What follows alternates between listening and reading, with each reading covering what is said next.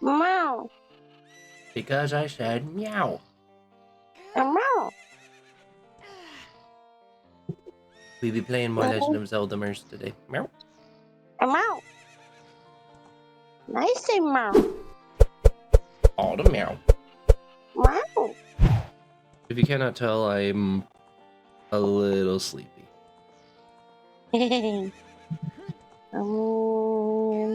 So someone stayed up last night playing Subnautica or anything. I may or may not have been up till almost 2 in the morning. Bobby, how come? I got to bed, and I did that thing where you find the comfiest spot in the bed. You get all snuggled in. You start drifting. The ocean's pretty big. How big is this ocean? Not now, brain.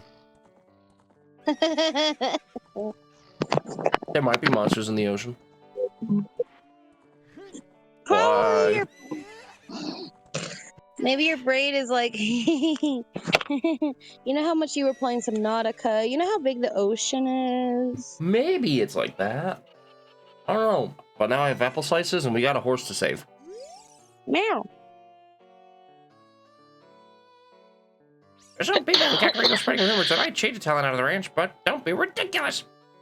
That guy Talon was weak. I, the hard-working Inga, poured so much energy into this place.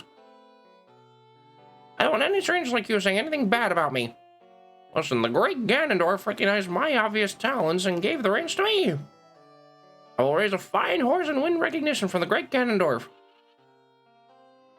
Say, young man, do you want to ride one of my fine horses? Pay me 10 rupees and you can ride. You want to hear how to ride? No. Thank you so much. Meow.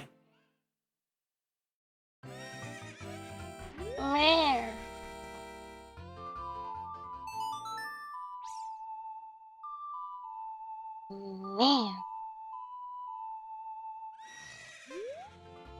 Meow. Hi, Epina. I wouldn't mind learning how to ride.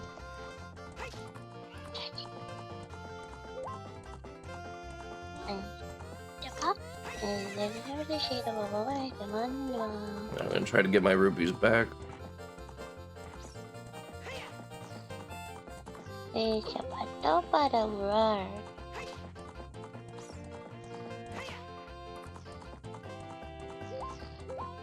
I forget what it takes for him to want to challenge me to a race. There we go.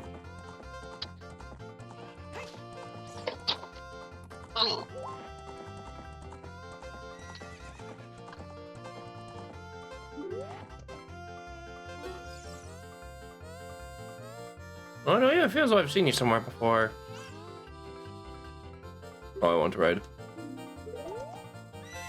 I want to ride on Xeshire. Yeah.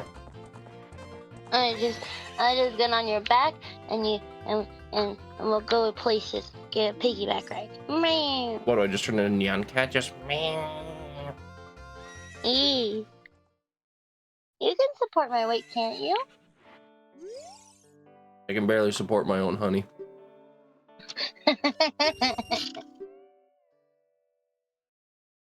Oh man. Well, either that, Bobby, you just get down on all fours and I'll just ride on the horse. Be like, wee! Hopefully it won't hurt your back, though.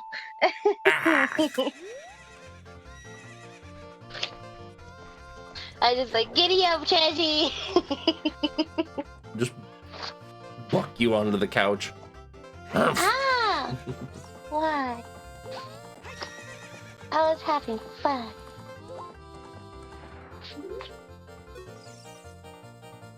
There we go. Let's wager 50 rupees.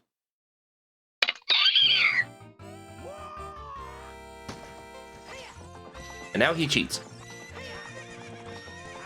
You heard nothing. No, I did hear something. I heard your panic sound go off, but I've gotten pretty used to hearing that in the morning.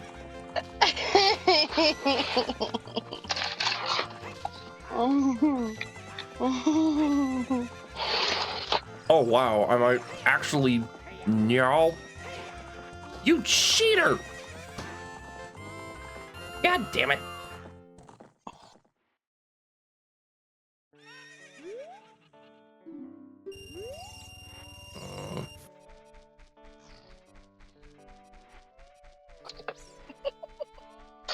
Unbelievable. I've only ever lost to Ingo once.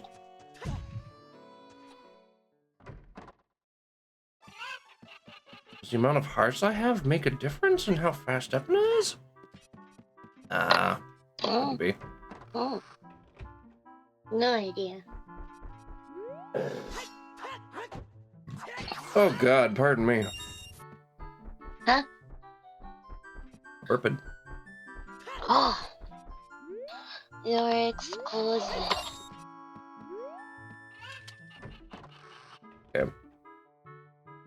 Such as you. You want to excuse. I'm eating apple slices. What did you expect? Is it good apple slice? I'm gonna do this a couple times till I got the 50 rupees I need.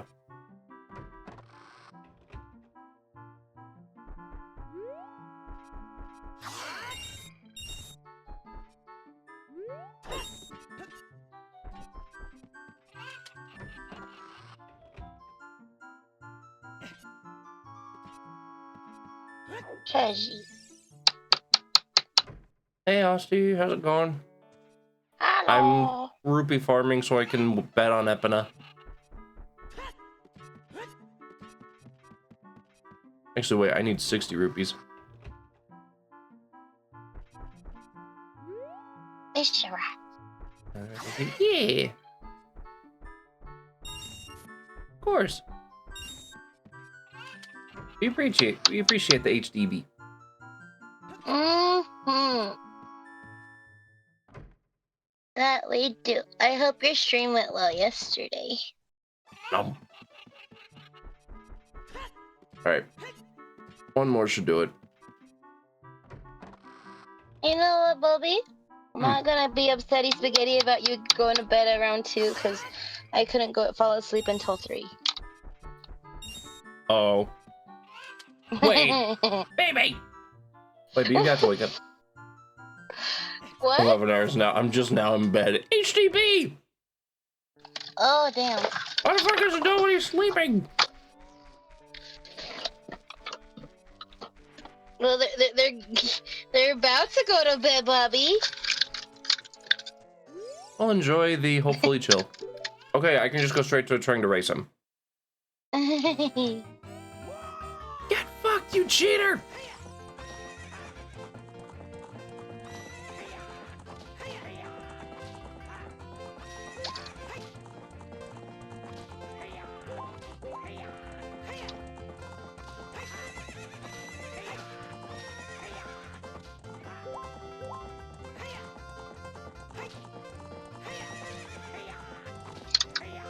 Oh my god! When did Ingo get this tough?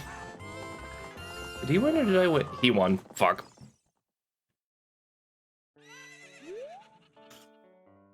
Oh.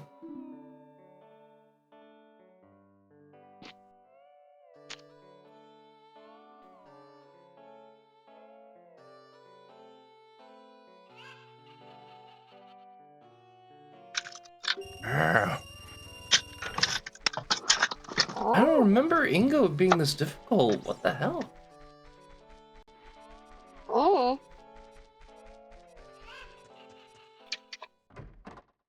Here we go again. Oh, shit. Here we go again.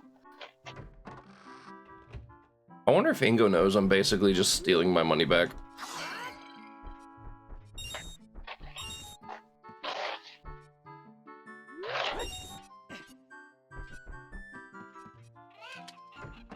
That's to just keep betting 50 rupees.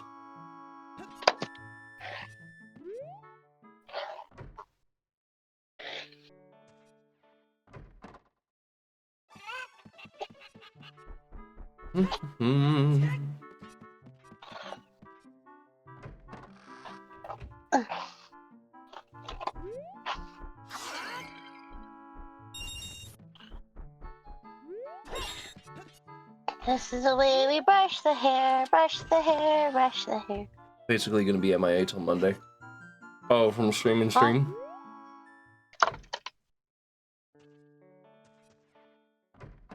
Which is funny, because Monday is typically my offline day.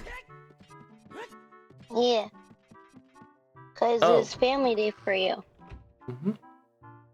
Which reminds me, we're gonna be bumping up D&D this week, to this week instead of next week, because Urza's got a con.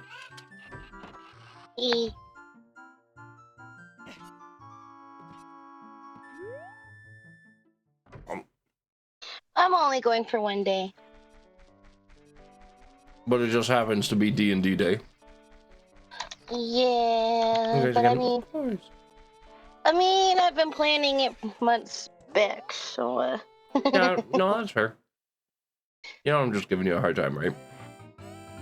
I mean, you can give me any hard time you want. I'm trying to race a horse. This isn't time to be horny.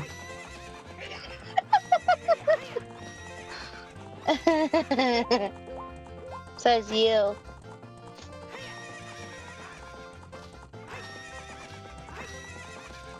Oh. Oh. Good. Now I just gotta win again. And you're supposed to be faster the second time. Shit! The great Ganondorf found out about this humiliation. Hey, yo! How about another race? If you win, you can keep the horse! Okay, now it's for real.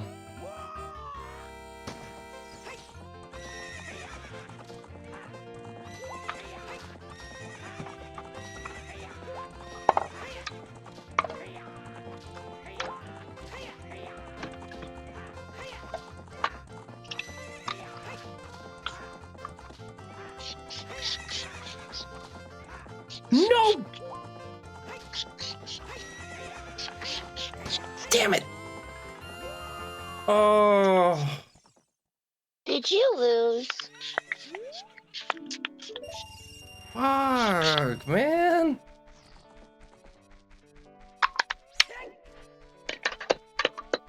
I'll take that as a Yes. yes. Here's the thing. I actually need the horse. So you can go around Hyrule? So I guess I could technically just jump off the Gerudo Bridge to get to the Water Temple. But I need Epona to get the last bottle and the Bigoron sword. So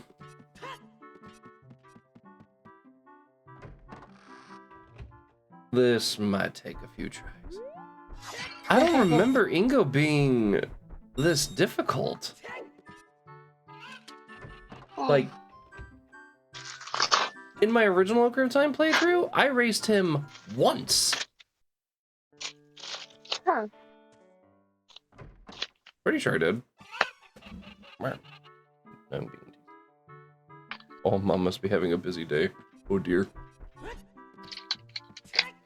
Aww. I did remember to grind the coffee beans she wanted me to grind. Oh, which reminds me, chat. If I could have chat participate, or someone participate in this, in roughly an hour, if someone could just type, like, puppy time, or something, like, remind me I gotta do something for the dog around 11:30. I'll probably be at work by then. Alright, chat, I'm counting on you to remind me. Because your 11:30 is my 10:30. Oh, you work an early day? Yeah. Ew. It's always like that on Wednesdays, my love. Still, ew. I work from 10:30 to 2:30 today. I'll try for another hour. Well, I know you're tired. Or maybe I'll just look at the clock and be like, oh shit, puppy time. Pepper time. For the record, I want to throw out there, this was Mama Cat's idea. Basically, it's a reminder to, like, if the dog has to go outside, or if I have to feed him, make it like something chat can participate on. Like, hey, Cheshire, is it puppy time?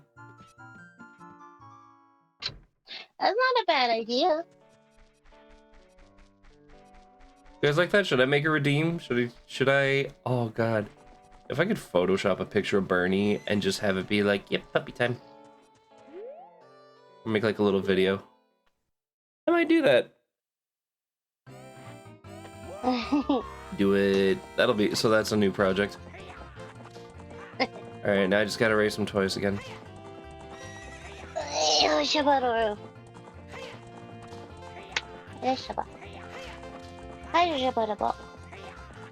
Ugh.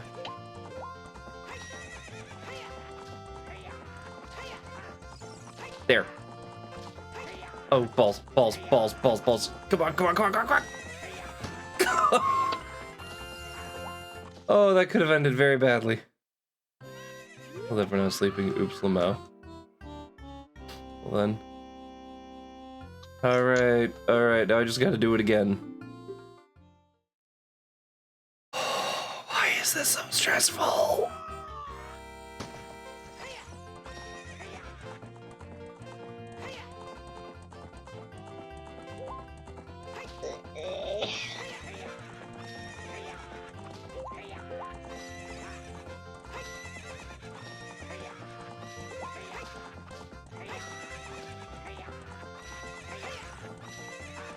No, no, no, no, no! Damn it! Fuck!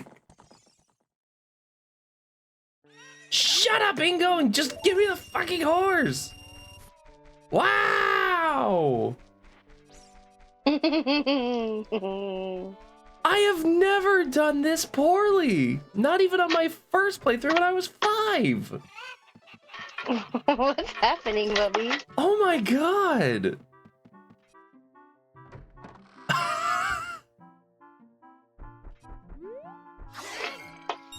Did like... This is just like unknowingly make the race more difficult for myself somehow? Does he get harder if you only have 3 heart containers? That shouldn't be. Hmm. Oh boy. Oh boy. I mean, I guess I could try my luck at the forest temple? And then come back? Because then I'll have a bow and arrow and I can do stuff. What the fuck? I just really want to... Oh wait, I need empty bottles to catch the big pose anyway. Oh lordy. Oh wait, I need the bow and arrow to catch them anyway, so I have to go to the dungeon anyway.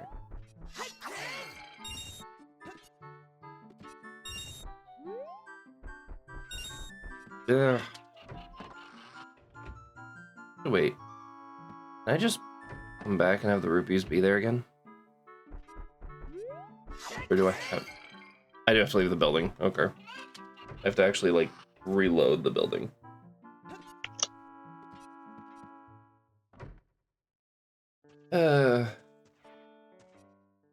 Hi, Bernie. Hi, Treasy. How's Bernie? He thinks I can't see his tail wagging.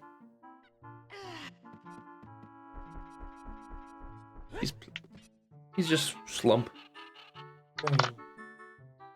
Oh. Messing with his paws. Toby.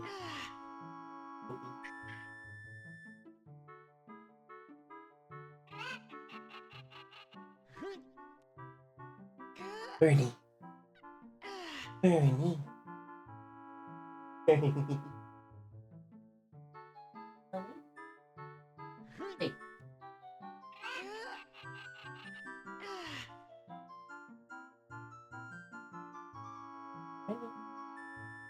Relaxed. Just making sure. Y'all ever do that thing where you look at your pet and just go, "Hey, you breathing?" Yeah. Yeah. Lying very still, and I got concerned for a minute, like, "Hey,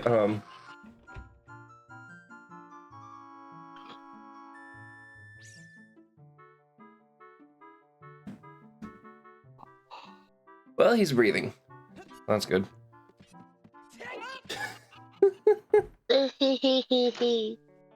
He's about 9 now. Oh. He's just becoming an old man. Oh. Are you? Are you? Hang on, I need to hug you. Come here. Maybe that'll give me luck.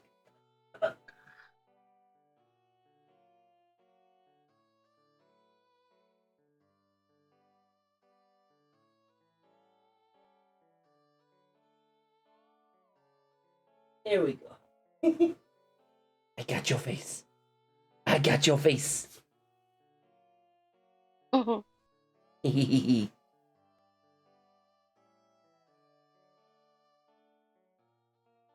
Yeah, big uncle.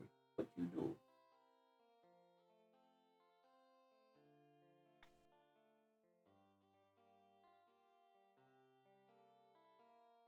I could feel something inside my soul. I really don't think it's strong enough now. There's my boy. There he is. There he is. There's my handsome prince. I'll wash your face. Okay. Sorry about that. I need a dog therapy, I guess. Alright, you piece of shit. Race me.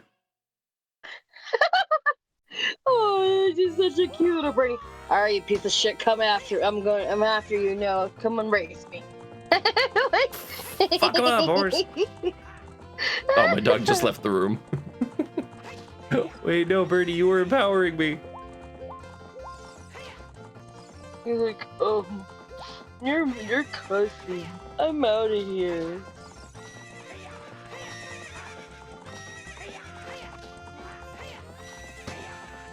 Alright, that's one. Now we try again.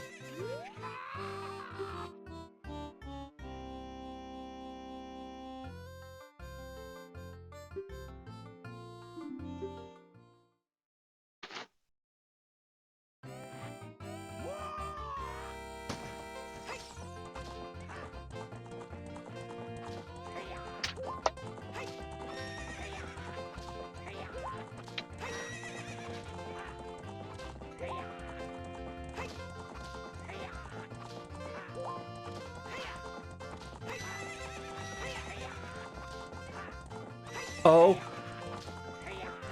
Oh.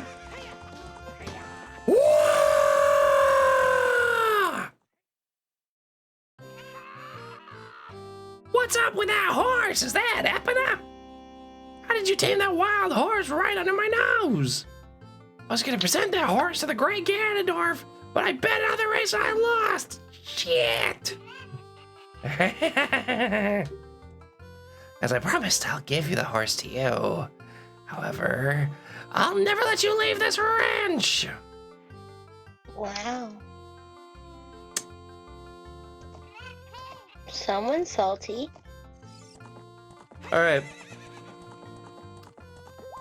Do we leave on the eastern side, northern side, western side, or do we kick Ingo in the or southern? Do we go east, south, west, or do we kick Ingo in the face? In the face.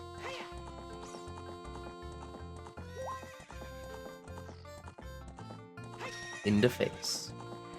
But he's a butthole. Bonk.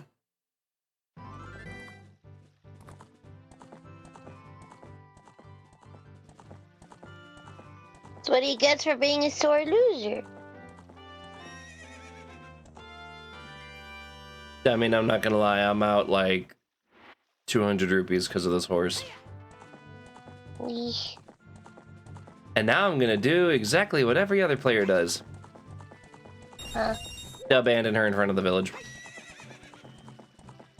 Oh, wow. She's a wild horse. Let her run free. Oh.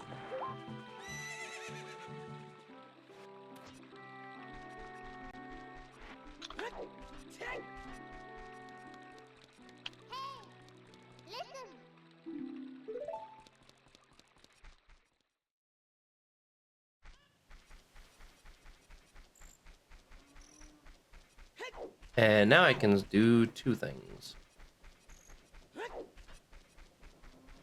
I can't collect the piece of heart, but I'm hoping Andrew's out here. Yes. I bred a new type of miniature cuckoo. I call it the pucka cuckoo. I don't get goosebumps from this baby. I think that was a poor translation. Good at getting lazy. Late risers out of bed. Haven't you heard of them before? Makes them very happy to crow. Especially when it wakes up a heavy sleeper. However, my cuckoo's not entirely happy right now. You look like you're good at handling cuckoos.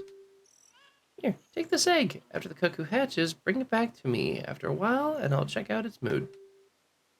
What do you think? Will you try? Yes.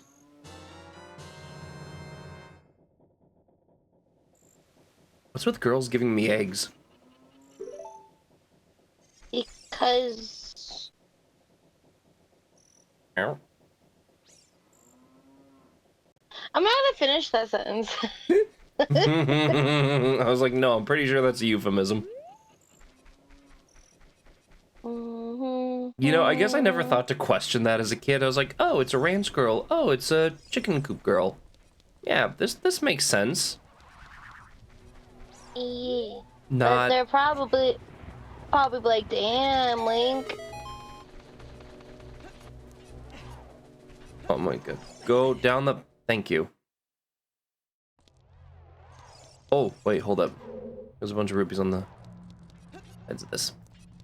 I'm gonna want as much money as I can get my hands on after the dungeon.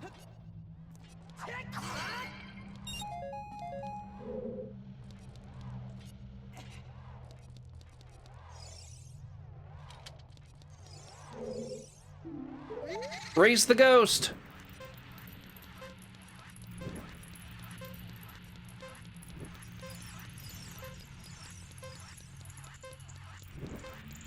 Oop.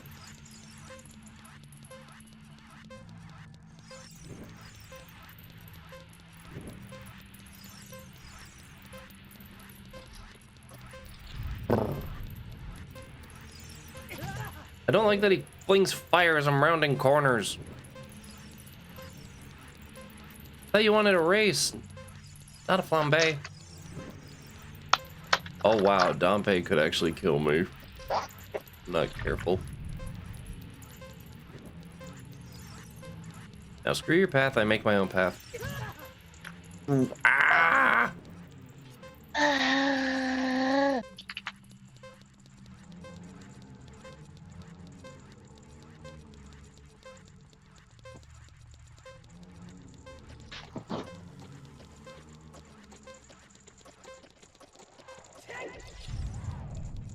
There. The time of this race was 106. Young man, you're quick to be able to keep up with me. Oh wait, no, it's Dompe. As a reward, I'm going to give you my treasure. It's called the hook shot. It's a spring-loaded chain. Will pull you to any spot where its hook sticks. Doesn't that sound cool? I'm sure it'll help you. I live here now, so come back again sometime. I'll give you something cool. One more thing. Be careful on the way back.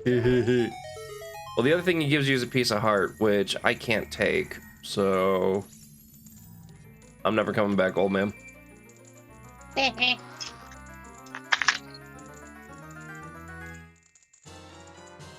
You found the hook shot. It's a spring-loaded chain that can cast out the hook things. Use it to drag distant items towards you. This is a great treasure of Dompe. It would be a shame if you were to replace it with something better down the road. It'd be really disrespectful on his death and spirit.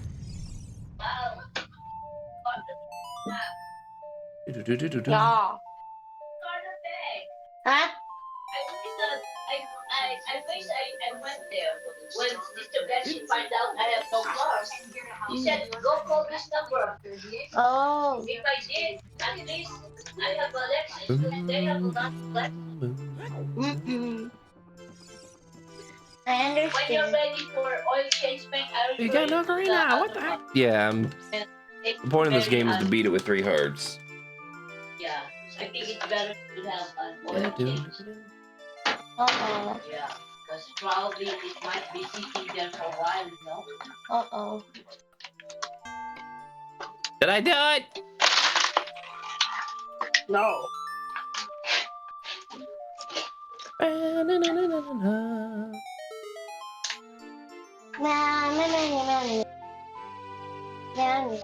I actually have a music box that Roy got me, and it actually plays the Song of Storms on like a.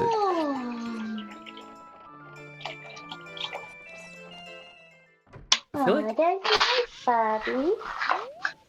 I feel like I'd want to try playing it on stream, but I'm worried it would like hurt the ears of the listeners.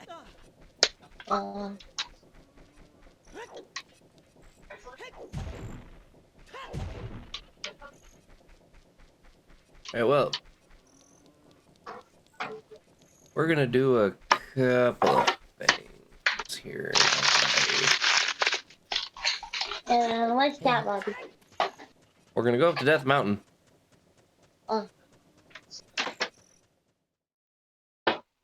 Let time pass. Then the egg can hatch. And if I play my cards right...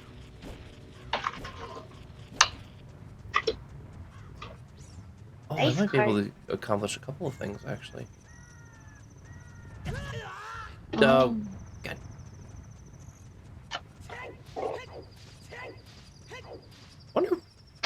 I actually wonder what all I could accomplish before I get the bow and arrow.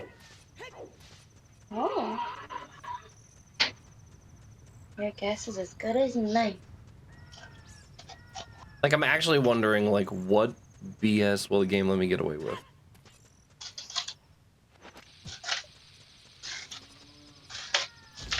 I'm fading, don't forget puppy time. I won't. Oh, that's a lot of hearts. Yeah, Bobby, don't forget puppy time.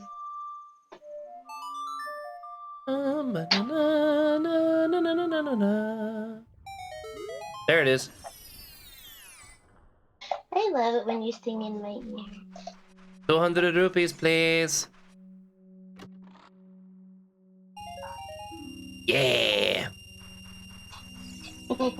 We're gonna fill my wallet.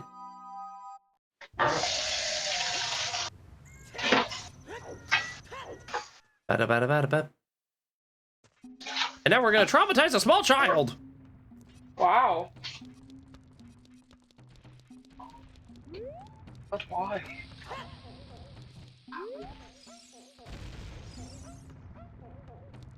Shoot.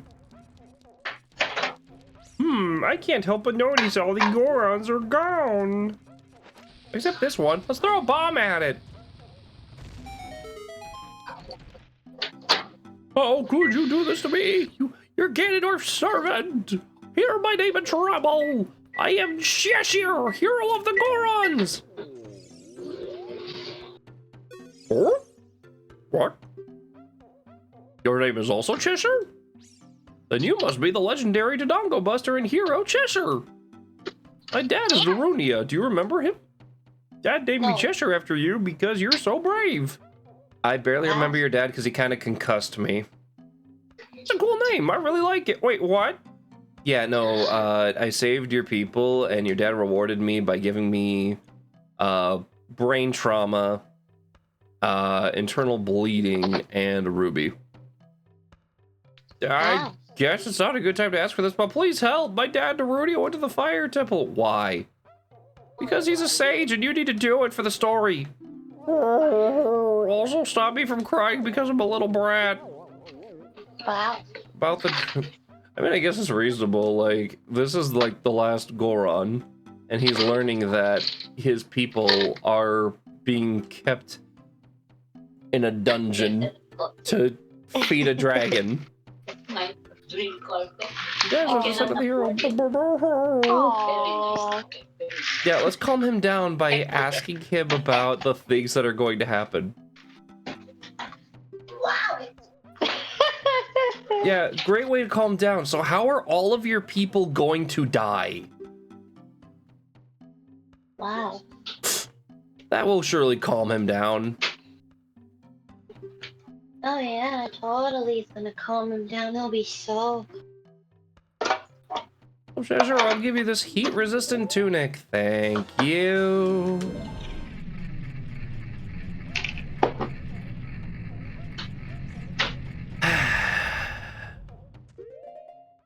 Yeah. Now I come in red. Oh.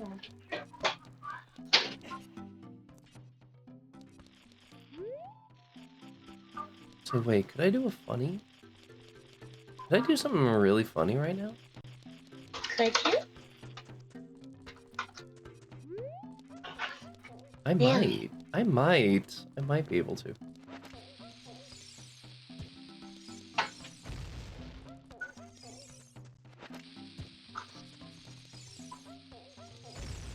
I've never taken this route, so I don't know if I can actually, like, skip with this.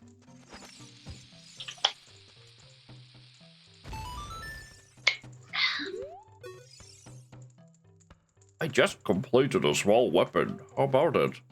Buy this knife for 200 rupees? Yeah, sure. You got the giant's knife. Hold it with both hands and B to attack. It's so long you can't use it with a shield. Oh, that's hilarious. Oh, it's even a different color.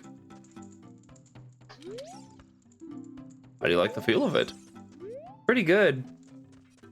All right, who wants to watch me do something funny? Funny.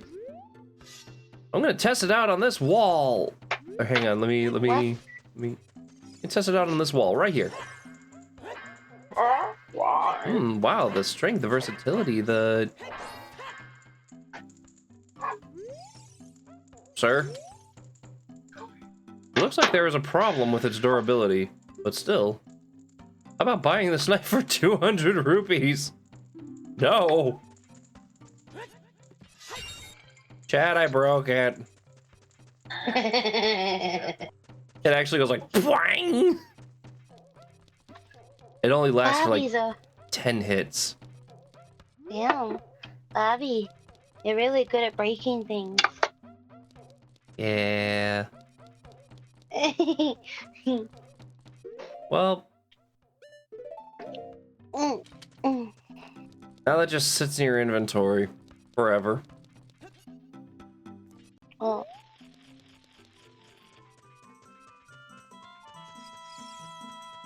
To the forest.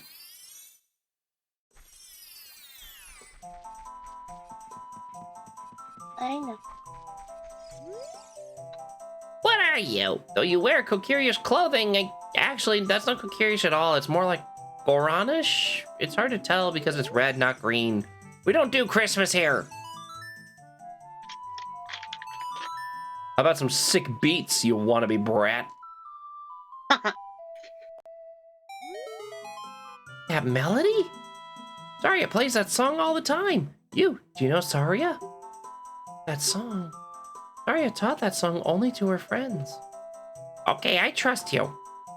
When I see you, I don't know why, but I remember him. Yeah, what? You remember who? Who? You want to say it to my face? Who do you remember? Huh? Huh? I will cut you where you stand.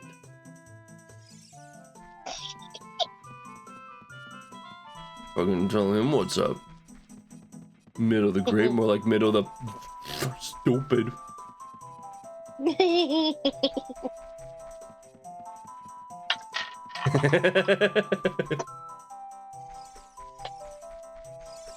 I love you, dork.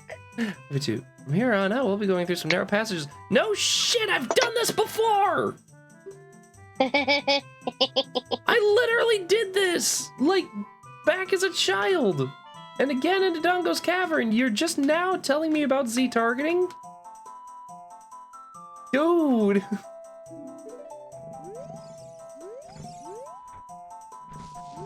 Yes, I can see the enemies literally right there. Listen. It's a moblin. Yeah. Hey! Hey! Hey, listen. Like, oh, okay. No. Oh, no. Um, Oh, shit. um, um,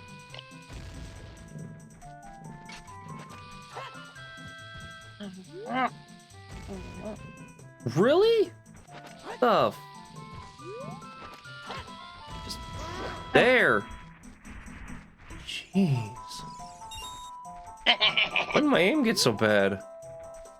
I don't know. Oh. Oh.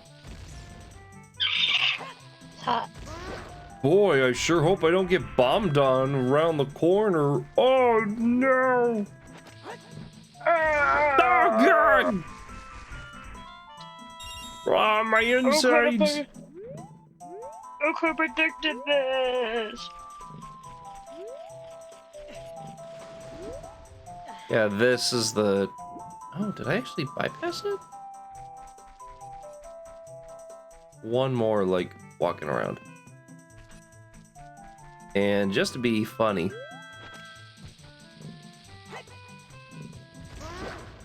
Yeah. Wow. Alright, I'm gonna need this.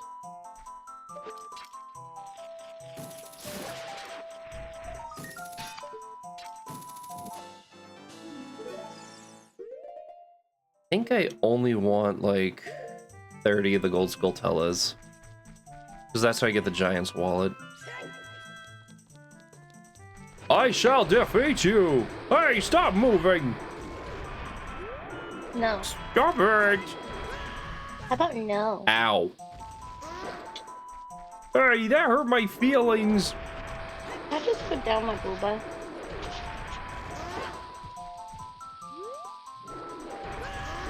Did I just put a piece of chicken in my booba? I can't tell. What? What? Did I just put a piece of chicken in my booba? Did I hear that right? You know, I'm having a big emotional moment finding out my best friend might be dead. You know, my best friend, what's her name? The one that gave me the really crappy ocarina that I replaced with the one from the princess I don't care about. What's that about a princess you don't... The flow of time is always... Wait, what did you say? Why do you care, Sheik? No reason. Look, you got the thing from the dead guy, right? So now you're just gonna go up to the place and save your best friend? Because I promise you she's alive. She probably even remembers your name. Do you remember her name? No. I think it started with an S, right? God, you're lucky I love himbos. What? Nothing? Did I do it? No. Okay.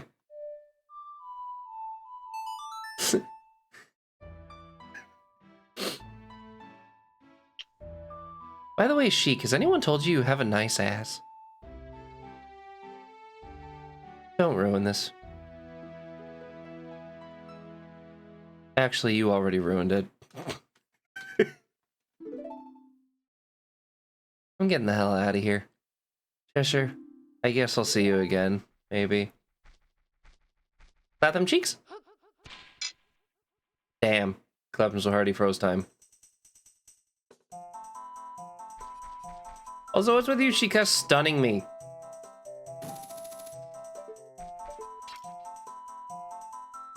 Ow.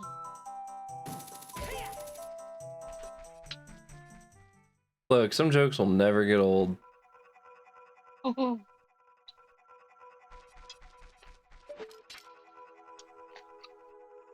Um.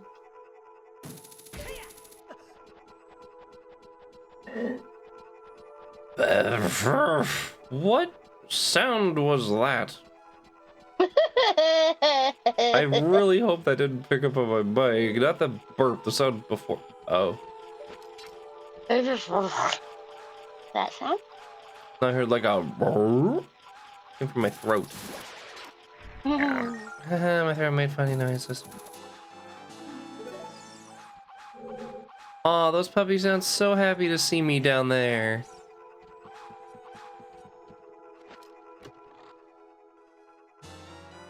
They sound so playful. Oh, I was hoping I'd hit one of them.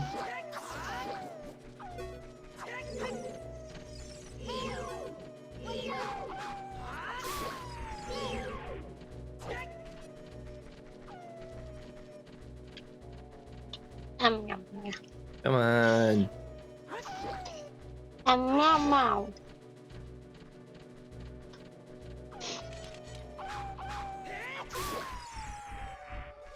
There. Oh. Oh, why you biting me? Why you biting me? Oh, why you chewing on me? Stop it. No, I'm not to be chewed on.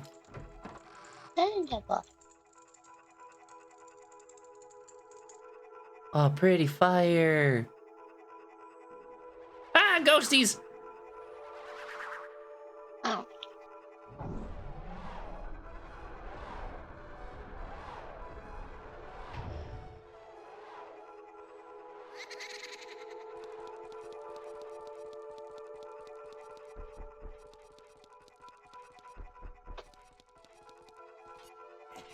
Urgh.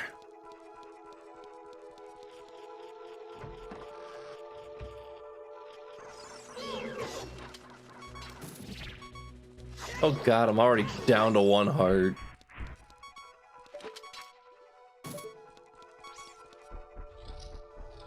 Good thing I have 2 fairies.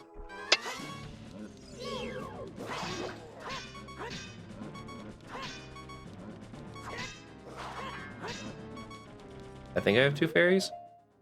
Yeah, I have 2 fairies. Okay, we're fine. We're fine.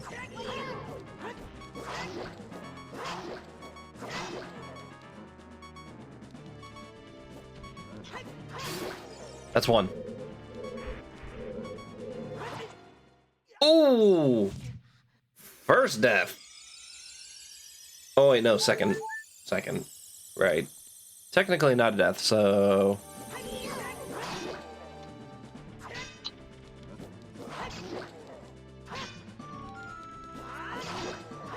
Oh, I got lucky there. Oh.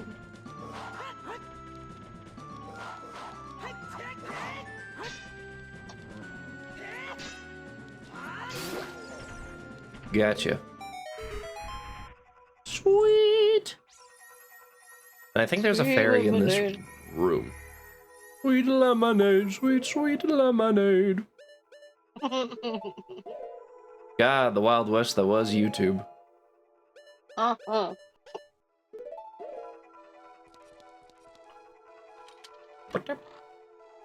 Banana.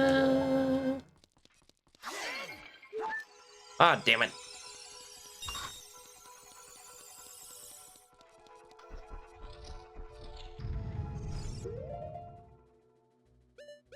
That's the theory?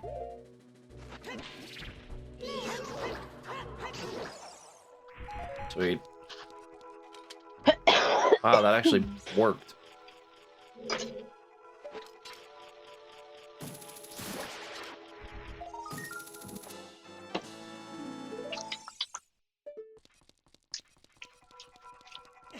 Well, now I can start making progress. I think. No, wait, I think I need 1 more key. Link, doesn't this look a lot like the... Shut up, I know it looks like the door time. Okay. Yeah, I know. I love it if there was just a button that was just like, shut up, Navi.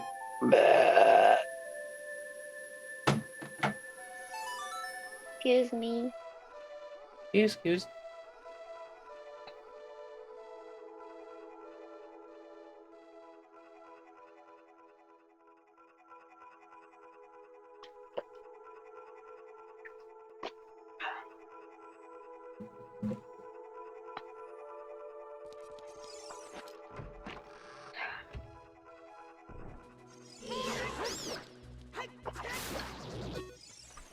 There we go.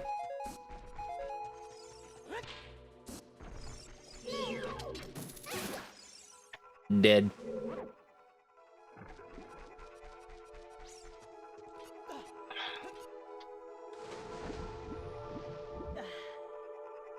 Forget if there's a switch up here, or I think it's in a different area.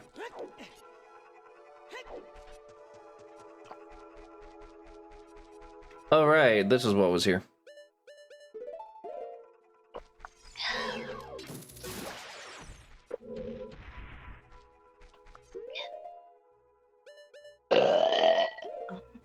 Oh, lordy. What did you eat? Chicken and rice. Chicken and rice. Mm-hmm.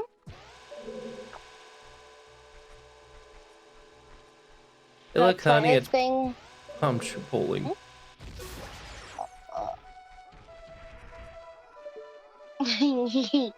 That's why earlier when I was deboning the chicken, oh, I thought that I got a piece of it in my booba. Bleh. Oh, excuse me. He's excused. Mm.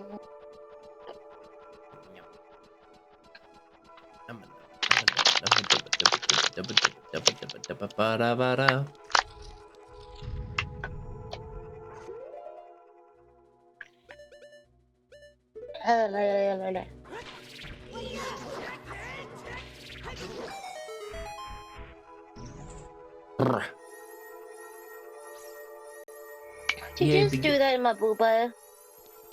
Oh no, I actually had like a... My jaw like clenched and my teeth clicked, so I actually did like a... like a shudder. You're cute. Can I take you home? We are home. Oh yeah. But you're not in my home. Get in here.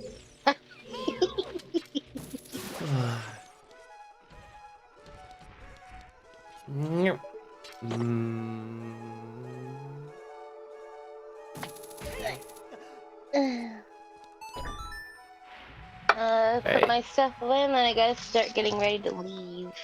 Okay, be safe. Not yet. Soon. I love you. I love you too. Swing and a miss. I love you. I love you too. Cause you're lovely, and I love you, and I treasure you. Too much affection.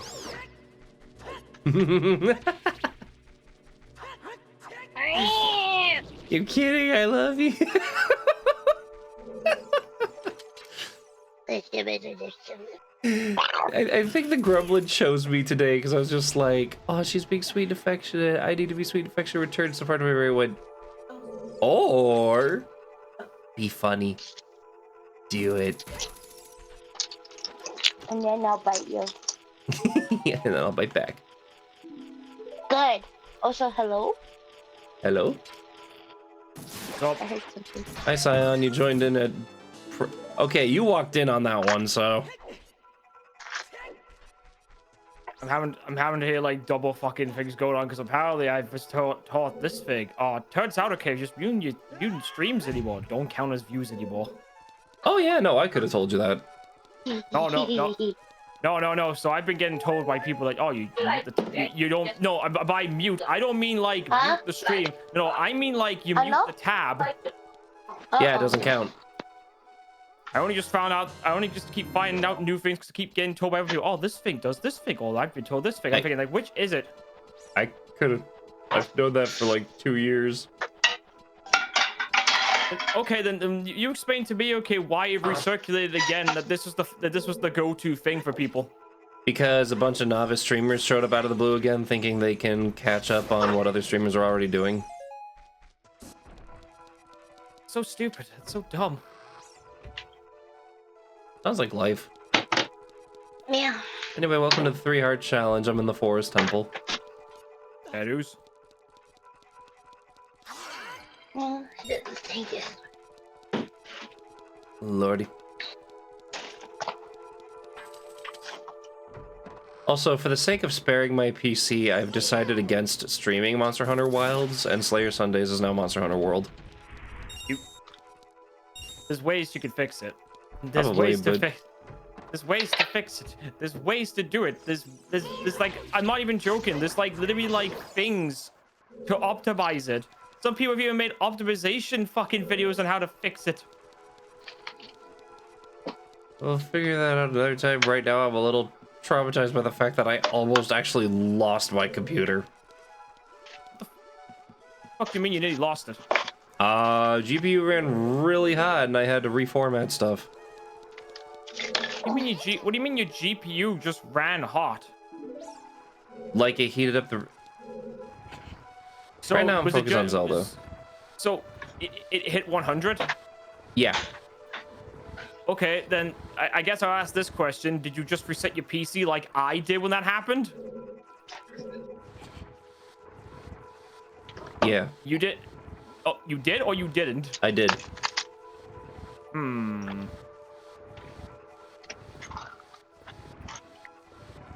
Trying to think why that would happen. Like it just ran at 100 just even with nothing open? Like, after I ran Wilds, I tried to run just normal Monster Hunter, and it stuttered so bad. Like, it didn't matter what I was running. After trying to run Wilds and OBS at the same time, everything started running at 100. That's a fucking weird one I've never heard of before. That's new.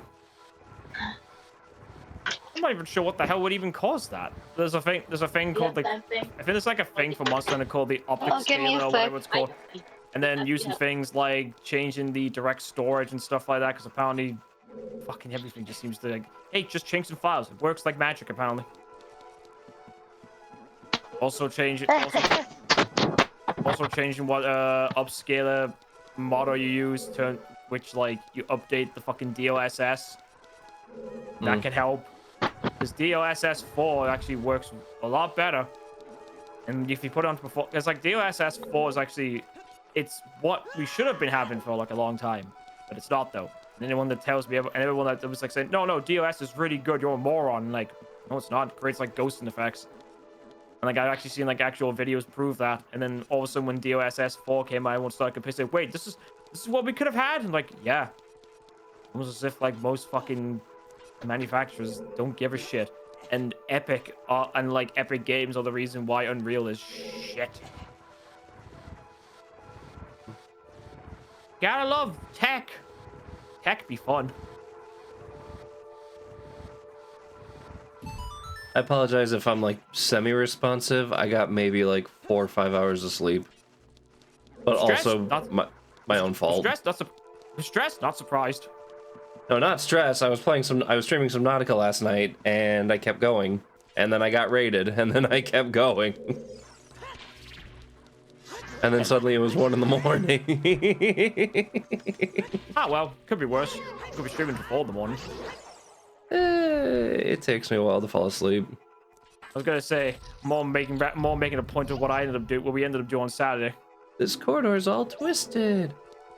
Oh yeah, so I know I'm doing D&D because ours has got the con. So you're doing D&D this Saturday? Yeah. Okay. Because we won't be able to do it next Saturday, so we just bumped it up.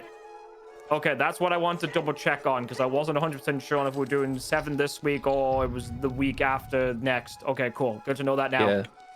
Thank you.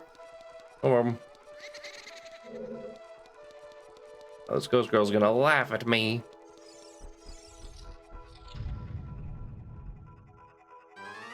Wait a minute, have I never noticed that fucking Ursa's PNG for whatever reason, like her arm is clipping for her, like her arm is actually like going through her dress? Is it? I think it is, unless like her thing has like bracelets. But if you look at it like long enough though, it looks like the arms like either the arms like poking through it or like again, I don't know, because I don't know like what the rest of that model's meant to have. I don't know if it's meant to have like bracelets. So I'm not too sure. But it looks like the arm's like going through like the top part. Unless I'm being pretty stupid and I haven't seen like the actual thing in a good while.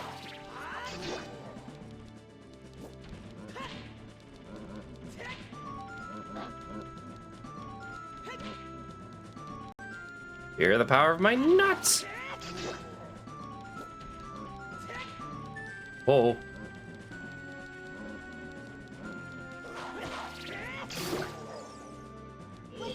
Yeah, now comes the... Oh, shit. Hard part. Because now I gotta kill this guy on a time limit.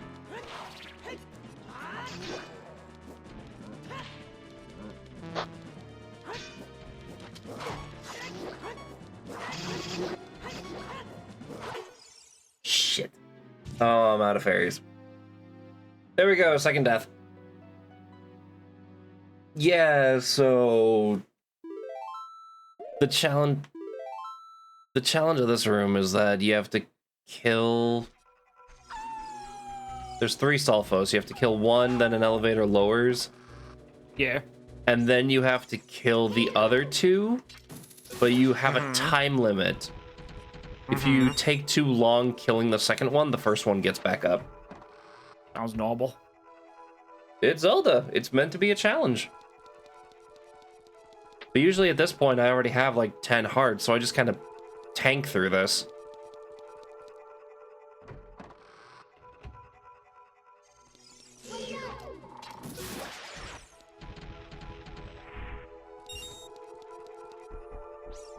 So all I can do is get good. That's how that works.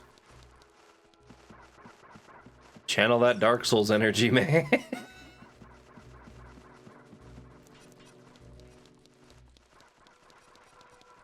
Well, the way I've got this lined up is if I play my cards right and I actually clear through this quickly enough, I've already got the tunic to go to the fire temple.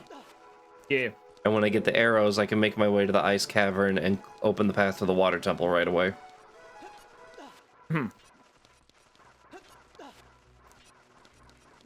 Which is hilarious because the fire temple is made easier by having the long shot. Parentheses, Okay. but the water temple is more difficult because you don't have the hammer. Fair enough.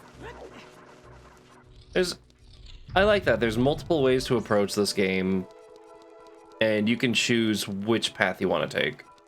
Yeah.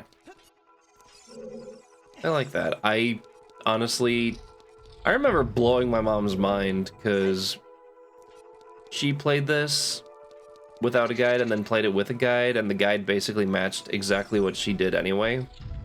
Yeah. So she was like, this must be the way you have to do the dungeons. And then she watched me do them out of order and was like, wait, you can do that? You're Yeah. like, oh no.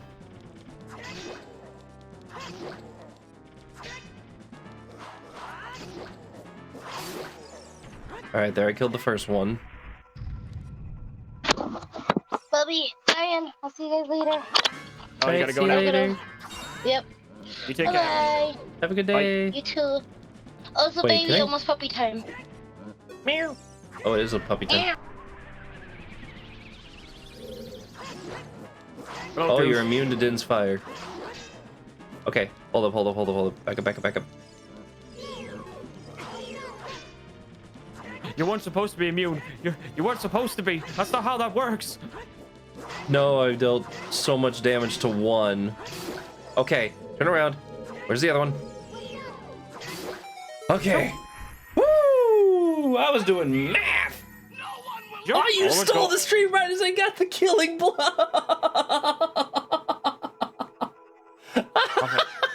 Nothing new. By the way, is your follower go broke? Is it what? Well, I'm looking at your finger case. It says, oh, you are 1,058 followers. But on your actual thing, it says 1,000. It says 1.1. Yeah, no, that's broken. I've been trying to figure out how to fix that. So I thought there was something wrong with that. Yeah, no, my follower goal is for 2K. I want to hit 2K by the end of the year. Fair enough. I'll be even lucky to even hit like 500 by the end of this year. Oh, don't say that. But also, I'm being reminded it's puppy time, so give me 2 seconds here. That's fine. Also, night douche.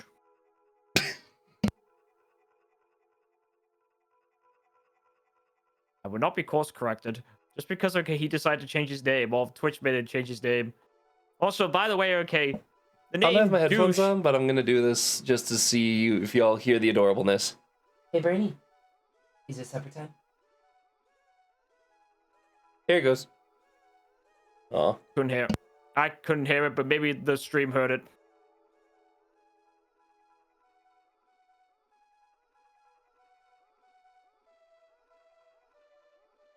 I did it to be safe. What's up, Sion? I mean, how long do you have the name? How long did you have the name douche for? Because that's the thing, though. If you've had that name for like a long time, I don't think they care enough. But then again, though, it depends on like who. It depends on like if you're on Twitch's good side.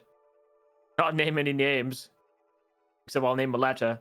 A guy that begins with letter H. I'm not doing okay. Doing okay. I'm debating on what the fuck I'm gonna stream. I'm either debating on playing more Sonic Unleashed, or I want to play Lord of the Rings: The Third Age. Maybe a year, I think, but I better use it until I start streaming. Yeah, okay, fair enough. Change that's the best. It's not exactly like a good idea to go for a name like that. Like, hell, even the Honorable D-Bag seems like a bit of a weird one to use. Most people have like a name or like a very specific thing. Which, to be fair, like, I think the one issue I have is, again, my big issue is with like, and this is the one thing I kind of like really don't like about like Twitch's like whole thing with they won't allow you to put like spaces in your name. I really hate it because I hate how my name is just Sion Setsuna in one whole word technically. I wish I could put a space, but I don't like underscores. I particularly don't like them. I think they look messy. Obviously, I know why Treasure did it, because like he has to, because it's Cheshire the cat, which makes sense because you want to put that space in, obviously, and other people will have like other things that they have to do. But like, I'm not a fan. It's not for me. Why like a lot of people don't do that. Like, in fact, most people I think I follow, not many people actually have that.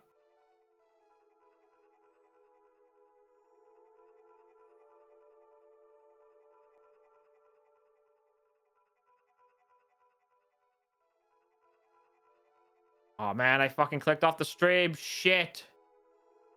Yeah, it's kind of annoying. I wanted to keep douche, but I also wanted that affiliate for the redeems and stuff. And money's just a nice bonus. I mean, if you get to affiliate, apparently Streamlabs is now doing a thing where you can. They've got like a better sponsorship thing. And with an added so bonus, I've got some barbecue chips. Fair enough. So weirdly enough, Stream Elements is now partnered up with Twitch, so now affiliates can now have more access to, I guess, the sponsorships thing. Which I was kind of confused about, though, since you could just do that through Stream Elements, but whatever. I was gonna say, couldn't you like already do that? Yeah, you could do that for Stream Elements. Like, they had their own like sponsorship thing, which was okay, fair enough. I never did it though because I was never really interested in playing one of these games. And even then, even if one did interest me, most of them had already been taken already. So, and a lot of them had like really specific like requirements, and I was like, nah, no thanks, I'm good. So I was like, nah, I'm staying out of that. I don't even think I've even seen it. Hang on, I'll quickly open up my flipping credit dashboard to see what's even there for me. If it is, then that's really funny. Content tuning? What the fuck is that? Content tuning? It's a fucking thing that just popped up in my... Like, when I clicked on my flipping, like, bubble.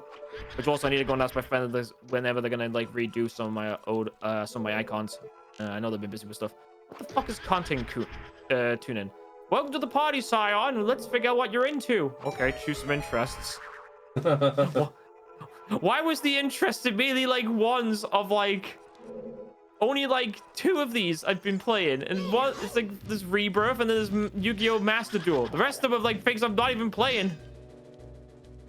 What? Okay, my options are Monster Hunter Wilds, Split Fiction, which just came out recently, which is another game done by the people that did It Takes Two and A Way Out.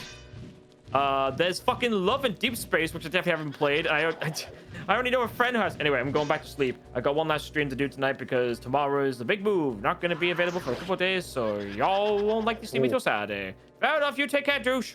Okay, do what you gotta do. Anyway, back to what I was saying. There's Withering Waves, which I haven't played. There's fucking Ocarina of Time, which I've only watched you play. Then there's that new Repo game that came out, which I don't give a shit about. Then there's Hogwarts Legacy, which again I joined Urza for. Then there's Art. I haven't really watched anyone do art streams.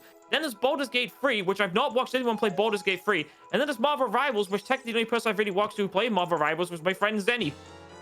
And then underneath all that stuff, there's like Bloodborne, there's special events, there's Dungeons and Dragons, there's Lethal Company, there's Honkai Star Rail, there's Phasmophobia, there's Infinite Nikki, there's What I'm hearing is all the stuff Urza and I have been streaming, or friends of ours have been streaming. I'm not done yet. There's Alien Isolation, which I know my friend streamed. Then there's Frag Punk. Never heard of it. Oh, until then, well, I definitely did play that. I do like that. That was a good game. That's a really good game. Really, really good game. And that's it. Like that's like it says, what are you into? And I have to pick one more category. I'm like, oh, well, fine. I'll pick Hogwarts Legacy then. What do you want from me? Okay, I'm done. Now what? Wait, did I just like fucking like? What did that do? What did it do? Choose interest. Fuck off! I didn't do anything. Anyway, back to what I was originally planning to do. Let me go so I can find that sponsorship thing, which is a. Don't even know where the hell I'd even look. And Jesse, please get up and move around at least every hour. Staying in one spot ain't good for you. Oh, I found it. It's literally in the monetization section. So let's see what they currently have in terms of sponsorships. There is Zelda Zone Zero, there's Honkai Star Rail, there's Roblox, there's Monopoly Go, there's Warpath, there's Call of Dragons, and there's King of Avalon. Wait, what were the last two? Call of Dragons and King of Avalon. Bear in mind, these are all more or less gacha games or phone games. Say Zenless Zone Zero is the one that might have my interest. It's like let me read the details for you. Let me have a look. See, just take me to the fucking stream elements thing. So what was the fucking point of me having the sponsorship thing anyway? What's the point? Okay, so let's see. What's the thing for it?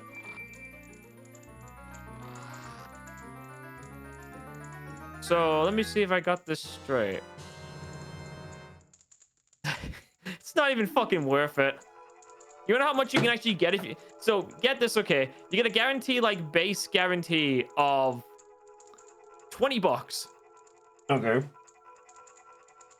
And it's an extra $13 per person you bring in. Okay. Meaning that if you even want to even make a little bit of money, you essentially have to basically have to get 10 people to sign up to it. Okay. Which will get you $150. Again, I was gonna say that's it. I found out about this game because most of my friends already play it. So that's the problem. I think if you already know people who play it, though, this campaign's shit. Well, and like the biggest reasons I backed away from some of these sponsorships is when you get to the part where it's like, oh, and don't forget to put in your tax information. I understand why. I wouldn't even know my tax information.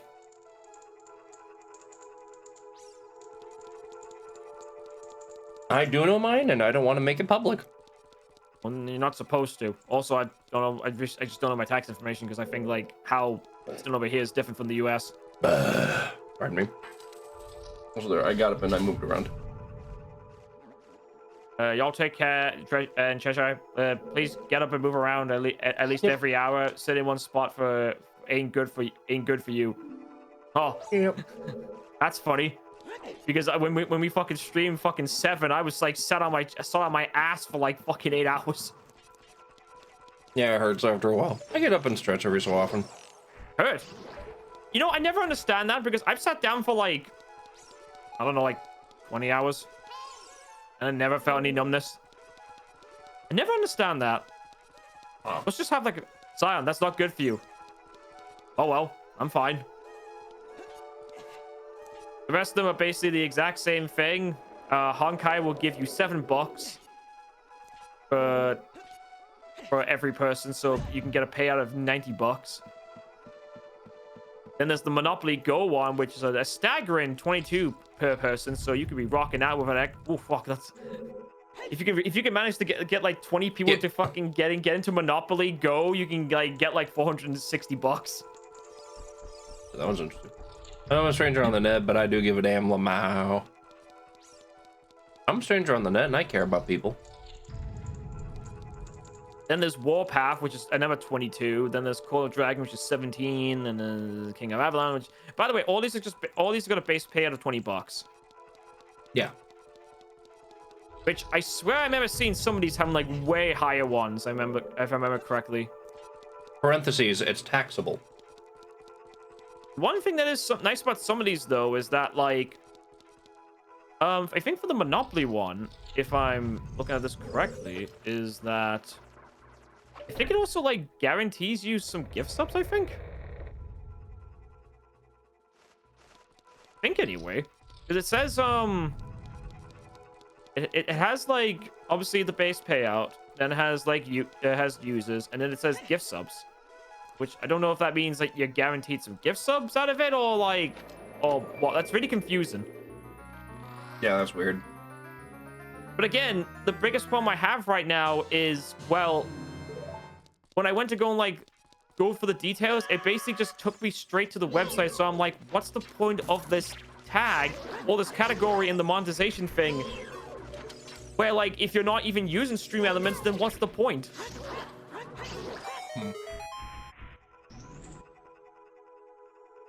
For Christ's sake, fucking Roblox.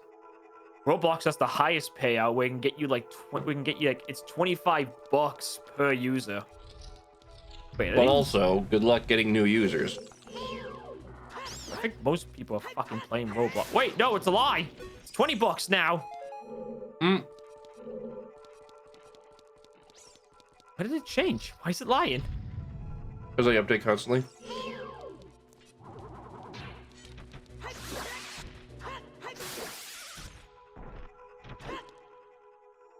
I was gonna say, like, who are you really gonna try and get into playing Roblox who isn't playing Roblox? The only issue with it is that is this. It's mainly just gonna come down to the fact being that like you're gonna have people looking at you and thinking, oh, I didn't know you played Roblox, and you're like, I wish I wasn't. It's like deep sighs of regret. See, what I wish they would do with some of the sponsorships is cater them to like, especially for people who've already grown an audience or have made like a clear like image for their platform. Where there's already ways to like recognize the platform in like commonly streamed games. I just wish games like fucking I wish Yu-Gi-Oh! Master knew how to fucking sponsorship thing. I'd fucking take that in a heartbeat. Or like, I see all these retro like redone like consoles, like classic consoles. I take one of those in a heartbeat. Like, here, yes, experience the games I played as a child. Don't look at the emulator that's in the corner. It's basically what it is. It's basically just mini cons. I mean, that's what it is. It's basically just an emulator. Did you hear about the fucking bullshit that happened with the PlayStation Mini? No. So get this. Some games, I don't understand why, but some of them they were the wrong region. How? So some of them were PAL games. And do you know the difference between PAL and NTSC? NTSC. Yeah, that was the first time. Yeah. Basically, just where it was across the Pacific. Yes, that's technically correct though. But do you know the actual? Do you know the actual like frame rate difference? Wasn't it like 15 and 30? No. More? Okay, for PlayStation, it was for PlayStation, it was 30 frames per second in America, and in the UK it was 25. For the PlayStation 2, I believe it was 60 most of the time.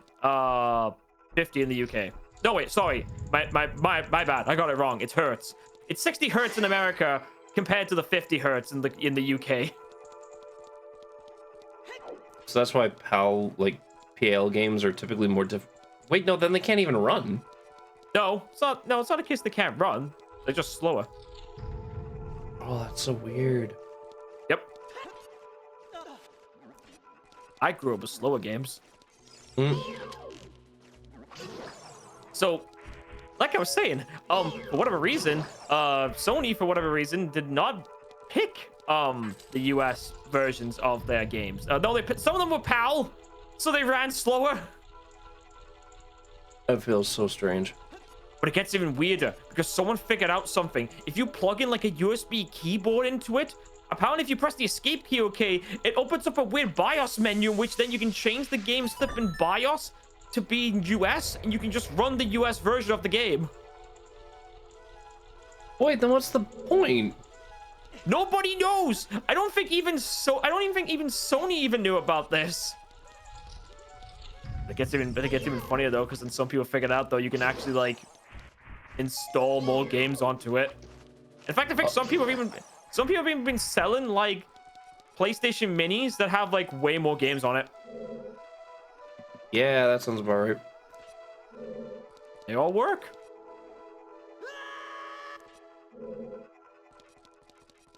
Also, the PlayStation Mini is also kind of shit because it's like compared to the SNES Mini, it's like, oh look, here's just games. No like handy dandy things like the SNES having multiple save states, cool little menus and stuff like that. I like my SNES Classic. I really do. Not the PlayStation Mini though. Fucking thing has just got like one save state and that's about it. Watch out, the ceiling is falling down. No shit, I see it. No, I can't look up. I'm not allowed to look up. I'm a dog. Dogs can't look up. What? Oh, that's a joke from Shaun the Dead. I was gonna say, my dog looks up to me all the time. Yeah, it's the joke. It's a joke in the film. Especially really funny though is when like Shaun gets a dot in his head and like when they've come together over a plan and he pulls the dot from his head and he goes, "But dogs can look up." Oh. Shaun the Dead's it's a really good movie. Definitely worth watching. Shaun of the Dead? Yes. The one with Simon Pegg and Nick Frost. Huh. It's also by the same guy who made the Scott Pilgrim movie. Oh, yeah, okay, I'm interested. He also made Hot Fuzz. You ever seen Hot Fuzz? No. Oh my god, they're both good movies. I don't watch a lot of movies. They're good British fucking movies. Okay, the British media that I know is like the BBC Masterpiece Theatre with Sherlock, Horatio Hornblower, and Pride and Prejudice. Oh, who cares about them? I actually like those shows. No one cares about that. That's the BBC. BBC's now shit. Then again, the BBC's been shit for ages. That's what's new. I'm gonna say, I actually really liked Sherlock and Horatio Hornblower. And my mom loves Pride and Prejudice with A&E, and I ended up really liking Colin Firth as Mr. Darcy. Oh, that was back in the heyday. The 90s. Yeah, that was before. That was when the BBC was decent. I was gonna say, remember the 90s when everything was awesome? Just ignore the AIDS scare. We don't talk about that part. Remember when Doctor Who was good? Me neither. There's a reason why people stopped watching Doctor Who. It's like, oh, hey, look. Hey, look, David Tennant, he's hot. The women came coming. And And then, oh look, Matt Smith, huh? And the women kept coming. Then they brought in Peter something. He's like, oh, he's an old man, but he's cool. Not handsome. I mean, he's gentlemanly. I like David Tennant because he's funny. And then they brought a woman in. And they dropped. And the women were like, oh, I'm not coming back. Well, and I find the irony of it is that people wanted a female doctor. And when they got it, they were like, Here's the thing, okay. I've never really spoken to anyone that's ever said they wanted a fucking female doctor. Never. There were a couple. Yeah, couple, not many people. And the reason why, okay, is most of the people that were watching Doctor Who were mainly women. Because they wanted to think about David Tennant. And Matt Smith. I was gonna say, as someone who swings in all directions, yeah, like Matt Smith's cute and all, but like I really did just like David Tennant because I thought he was funny. Oh look, she's crying because all of her sisters are dead. Just put her out of her misery. I got sad when Christopher Eccleston was basically like he left the show after one season. I liked his Doctor. Which Doctor? He was the 9th Doctor. He was the Doctor that was when they rebooted Doctor Who for the first time. Oh yeah. I like his Doctor Who. He had a bit more. He still had like the silliness though, but he also had the silliness, but also had like a very sort of cynical seriousness to him, which I kind of liked. Especially when he got like started shouting and being loud, like you can tell like he was like someone that to be feared. And David Tennant can do it too, but I can't take him as seriously. I think it's just his voice and maybe some of the faces he makes. I can't really take him super serious half the time. I think it's the same with Matt Smith as well. Especially because when Matt Smith shows up on the scene, though, he's basically just really enjoying eating fish fingers and custard. Which... Can someone explain the weird cravings to me? I don't know, because I don't think that was a thing.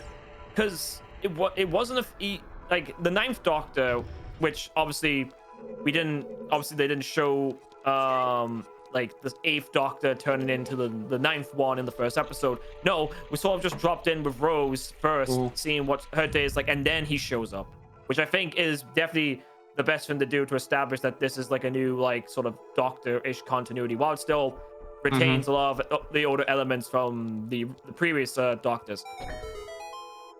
And then obviously when Rose obviously looked into the heart of the TARDIS, and then the 9th Doctor basically took on all the TARDIS's energy to then put it back in, and then basically that killed him. And then obviously he reincarnated, obviously he regenerated into the 10th. And the one thing that was just slightly different was the fact being that he was just, obviously the first thing he said was like new teeth. That's weird. Well, so where was I? Oh, that's right, Barcelona. And then afterwards you get the Christmas special where like he's basically like still sort of like recovering from absorbing the TARDIS energy. Then after that, it's weird because I don't think I actually remember how the Doctor regenerates into the 11th one. I don't think I remember that. Let's say he was like on the verge. I just remember I don't want to go. Yes. Oh yeah, that I remember that. I remember that line because a lot of people memed that line in a lot of stuff. Like a lot of like nerds were like using that as like a joke, or just they referenced it a lot. It's like I think that's like that's definitely like one of the more like more memorable lines from the show, whether you like it or not, whether you find it funny or serious. I found it serious, and then they brought it back during the 50th anniversary, and I was like, oh fuck you. It doesn't help that like just how the show went in this very awkward direction with the first female Doctor, and then I guess technically the first black and gay Doctor. Which is basically just like, hey, what's the one thing we haven't put on the checklist of Doctors? Black and maybe gay? Wouldn't know because I didn't watch it because I wasn't particularly interested at that point. To be fair, I wasn't even interested in watching it with Jodie Whittaker. I like him at the boss. Boy, Good to pretty know. paintings. But, oh, right. You can't see it. No, don't worry about it. Don't worry about it. Is it safely at work? Yay.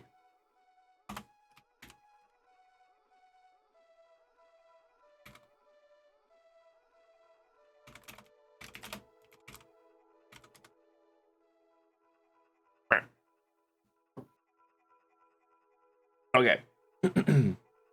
Back to the game. Oh, it's so magical. All the paintings, they look so pretty and nice. And, well, this was nice, but I gotta go. Oh, shit. I had fun. Oh, why did you say anything? You should have just not said anything. Now you just pissed them off. Gosh, I know, darn, guys, you it's pissed Ganondorf. I already get to fight him. How'd you get his horse in here? I remember actually being terrified the first time I saw Phantom Ganon. Well, I mean, he pulls his fucking face off for one thing. Yeah, you know, for kids. Did I update this 5 days ago? When was that? Oh yeah, I did update this. Okay, cool. I was wondering if I had like the right Yeah, I need to be very careful to not get hit. I gotta make sure I don't die. That'll be really awkward. Okay.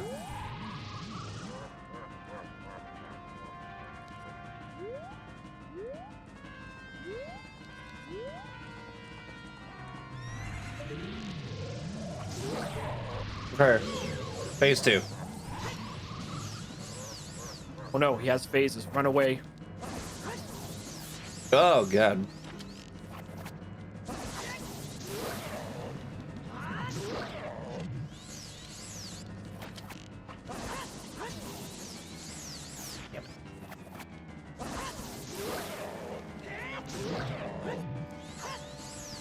Oh, God, that window's so short now. I remember being able to just wail on this dude. There we go. He's cheating. Oh. Okay, that only does 1 heart. We're fine. We're fine. We're fine. We're fine.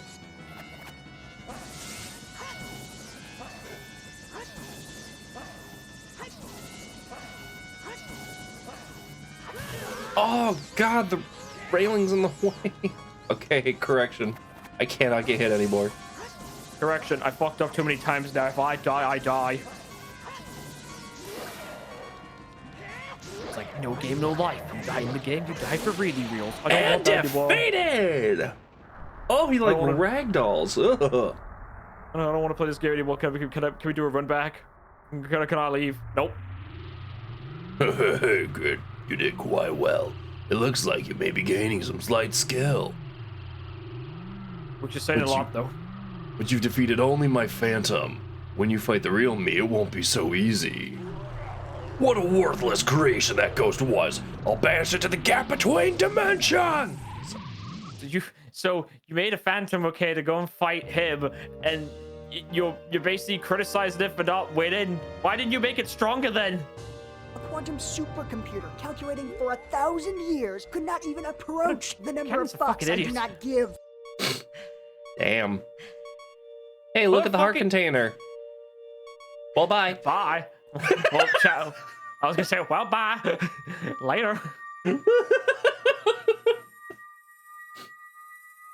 Bye. Don't need that.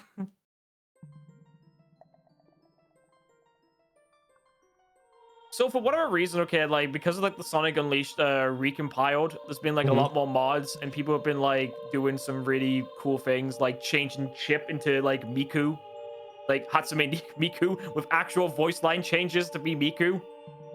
Okay, some of that sounds funny. Oh, it is. But like one of the things is that for some strange reason, some guy was like showing off like him voicing.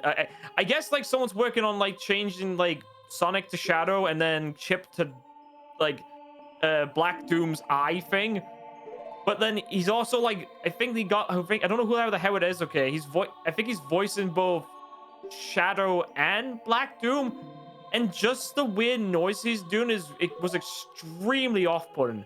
It's just like, give me that, I'll destroy you. It's just like, it's like for the ice cream scene where Chip wants like the ice cream. I'm thinking, dude, calm the fuck down. You're making it. You're making it like extremely weird. I mean, Black Doom's a tentacle monster. Yeah, but like, it's just the fact being okay. Like, it's just about all these weird like grunts, and it's just like, this is really off-putting. Taria will always be your friend. No, you won't. No, you won't. You're dead.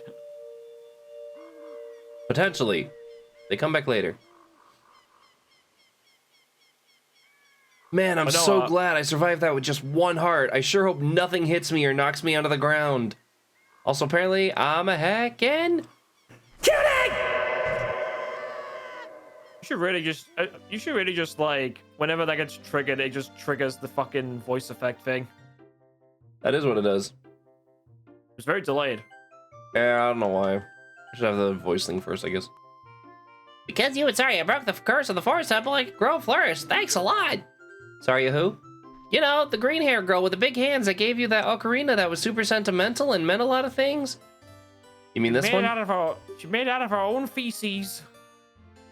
Ew. You must be wondering why only you have grown up. Well, as you may have figured out, it's because you're a Hylian. No! It's almost like I was told that at the beginning of the game. Does the game tell you that? Yes, actually. When does it tell you that? If you pay attention, the Deku Tree talks about a Hylian mother escaping a war and leaving her child in the forest. Makes sense. And then this... Yeah.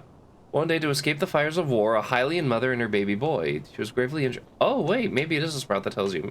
I fucked up. Oh, Hold up, wait a minute. After the mother passed away, the baby was raised as a Kokiri, and now the day is finally... Oops! Scratch that, Chad. Turns out you're supposed to let it here. Treasure just spawned about a minute earlier, if it wasn't obvious. Well, I felt like part of the reason the Deku Tree, like, alluded to you not being a Kokiri. Like, you have to go to Hyrule because it's your land to save or something. I could have sworn there is, like, a nugget of information. Oh shit, I'm dying. Man, he broke your heart. He basically told you your backstory, and you were like, oh, emotional damage. Well, also, like, the idea of Hyrule being at war and a Hylian mother escaping to the forest implies what the Shadow Temple later confirms. And I think that's actually really cool. Like, Hyrule is not afraid to commit genocide. That's fair. You know what's really annoying? Oh. Jijika no Rokunin. I think it's Rokunin. The fucking manga I've been like reading, and started off interesting. Basically, okay. it's about this. Basically, it's about this kid who's getting bullied by these 5 bullies, which then results in them causing. They essentially kill his parents, and then also basically put like his little brother into a comatized state. Whoa, no, in a coma state. So because of all that, though, the main character now wants revenge. Turns out his grandpa is also part of the Kitayama Corps back in Japan. So very, very, very, very, very, very violent corps. Very professional that did things. So the grandpa trains him to go and get revenge on these awful kids. So this is just a massive spoiler for what happens in the thing, though. But I recommend not reading it, though, because for various reasons. One of my problems is that like the plot just ends up just getting like kind of stupid. I'm still reading it though because I just want to know what the fuck happens at the end, though, and how this whole thing ends.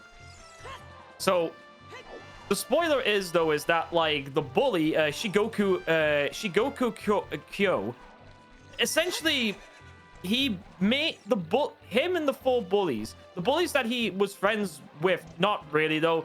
He basically used them as experiments, and the kid that they were bullying was Experiment A. And what he was planning on doing was that he was going to basically make them go through so much shit that they would all commit suicide.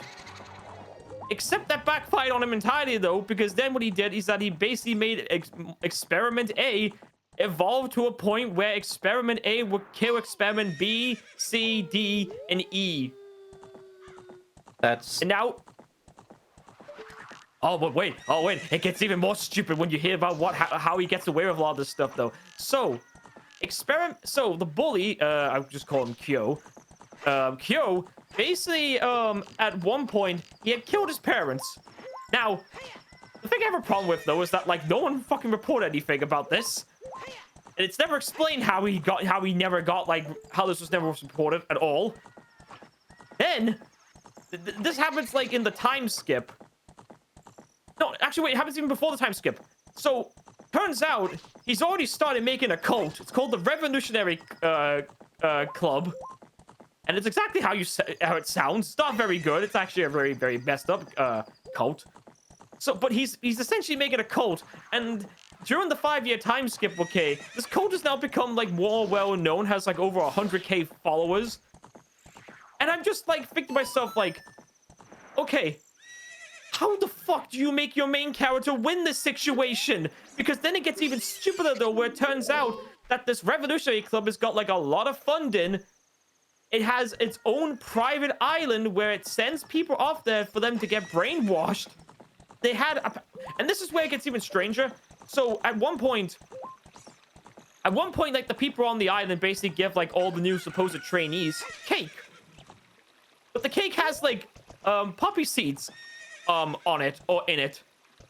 And I'm thinking to myself, like, okay, hang on. That seems strange. All right, poppy seeds. Okay, it's basically invigorated them to listen to whatever they're telling them to do, which is basically kill and or act on any other primal instinct. But what gets weirder, though, is the fact being, though, that they've just got, like, fields of marijuana.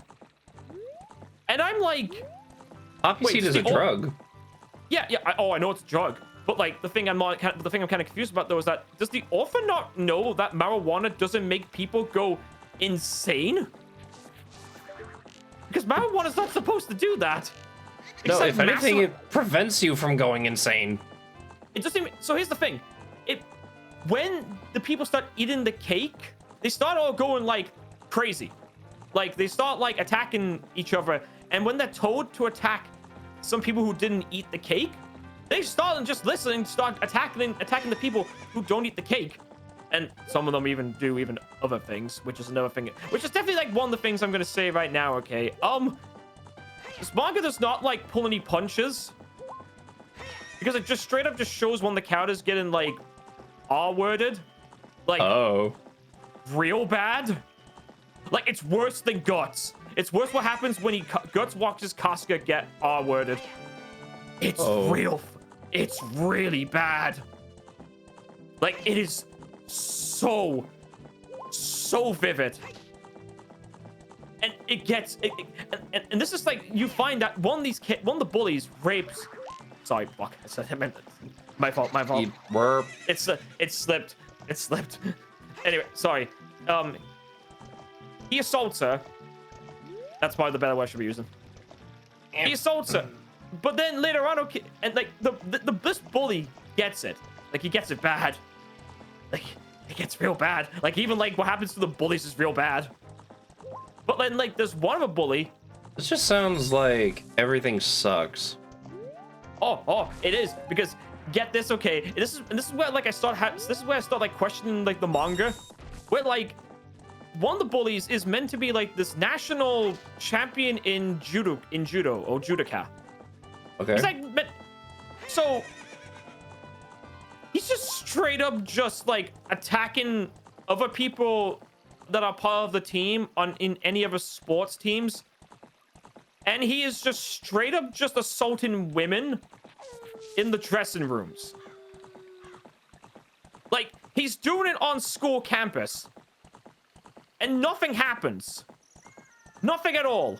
Not a single, like, adult says anything. No, in fact, I'm almost convinced that somehow the adults just are afraid to say anything or even get the police involved. That starts like really like making the world feel really disjointed. Because when you've got a character, okay, and like I said, Kyo, who's like the perpetrator behind everything, when he has a cult where it has this much money and power that they have an entire island with like flipping poppy seeds, flipping other things, and it gets even more stupid when I mention the fact being okay that they even start doing facial reconstructions on girls to make them look like this one girl that one of the members is just straight up. So one of the people that's in the flipping cult is known as Jun Shirakawa. He's the only reason he's part of the whole thing though is because he thinks that the main character Shu Urama had assaulted his twin sister. Okay. Which obviously that didn't happen, but in Shun's eyes he might as well have, because his sister's the one that actually was the one that got assaulted by this bully, the one that I mentioned before. But she likes Shun, like actually likes him, and she wanted, and even though she was rejected by him because he obviously didn't want to get her involved in any of his crap, all the shit that's going on. She wanted to have sex with him to get rid of the horrible memories that she had of that time. Okay. So they do have sex, and obviously when he's in the shower afterwards, and you see it on his face where like he even realizes that he was just basically just no better than the bullies, basically letting out his like lust, and he feels terrible for it, which is fair, honestly, 100% fair. But Jun sees them go into a love hotel, and then from then on, okay, he's assuming that the reason why his sister Kanami is like this is acting like he basically puts two and two together and thinks that Shun's the one that assaulted her, when that's not true.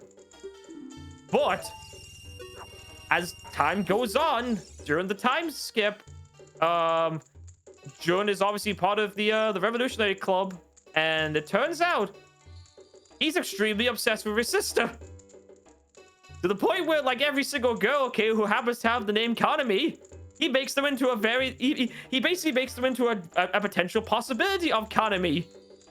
And they basically give her facial reconstruction surgery to make her look like Kanami. Almost perfect duplicates.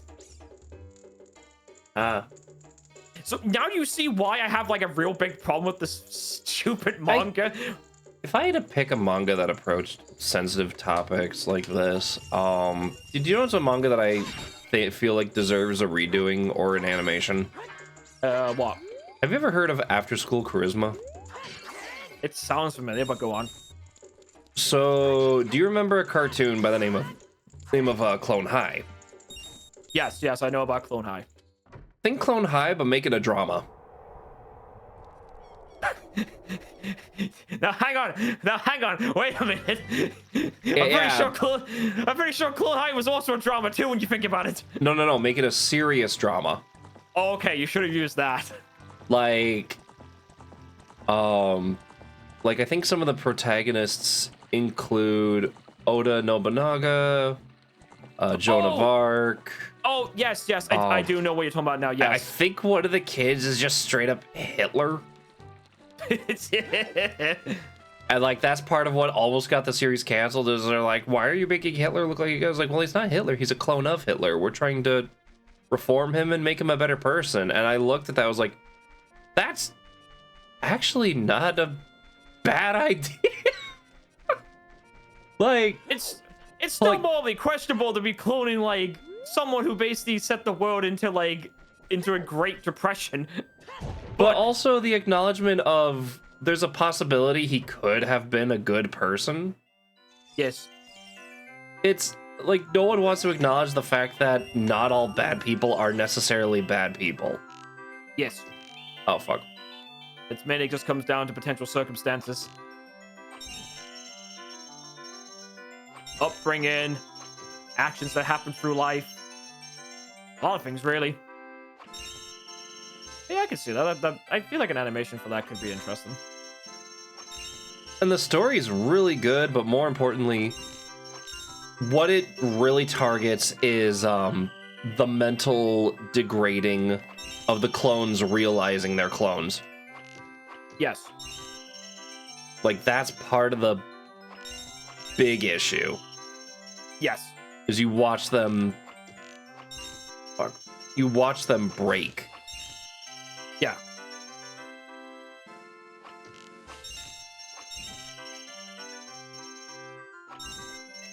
Oh right, I forgot about the other part about the whole thing that was really stupid actually, because it goes even further than the it goes. Well, I'll let you finish your thing first.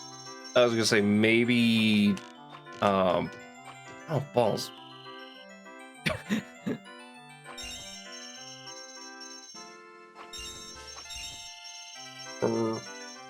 I forgot. I'm so zeroed in on this.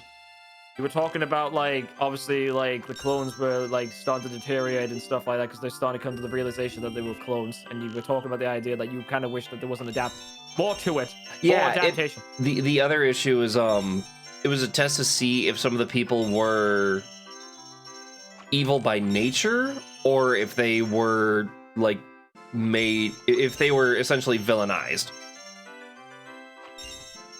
Victim of circumstances, essentially. Yeah. Hey. Yeah. That's fair.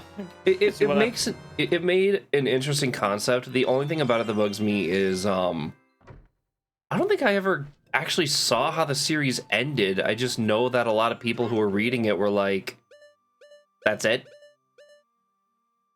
God, that's why I'm really like not looking forward to finishing this, because like the only thing it's had like couldn't even say it's like it's even got anything going for it. Like at first, like it was like interesting to see like just a kid who's gone through like the ringer. Like the worst thing happened. They've lost their parents. Their brother is in a flipping coma who could potentially never wake up, and wants revenge on the people that made him feel this pain. What the, you didn't die, did you? No, I just talked to a person and they turned. I actually got jump scared by a face. Oh.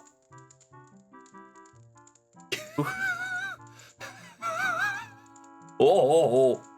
She looks like she looks like she's been on that Monsters Inc. machine. You know, the one that we're gonna use on Mike Wazowski. Yes. She looks like that. Just... Oh baby, oh Bernie. What did you do? You didn't kick Bernie again, did you? Oh, he didn't like the sound I just made. So he was no, not laying down again. under the desk and he got up so fast he smacked his head on the railing, baby. You think maybe it was a Hoover? Or vacuum? Maybe. He tries to play with the vacuum when I use it. I'm not kidding. He doesn't run from it. He just like, he's like, bap, ha, ha, bap, ha, ha, bap. And keep telling him like, don't do that. Oh my god. Well, now you've learned two things that made him jump this week, I guess. You made him jump. You made him jump on Saturday, and now you've made him jump here today.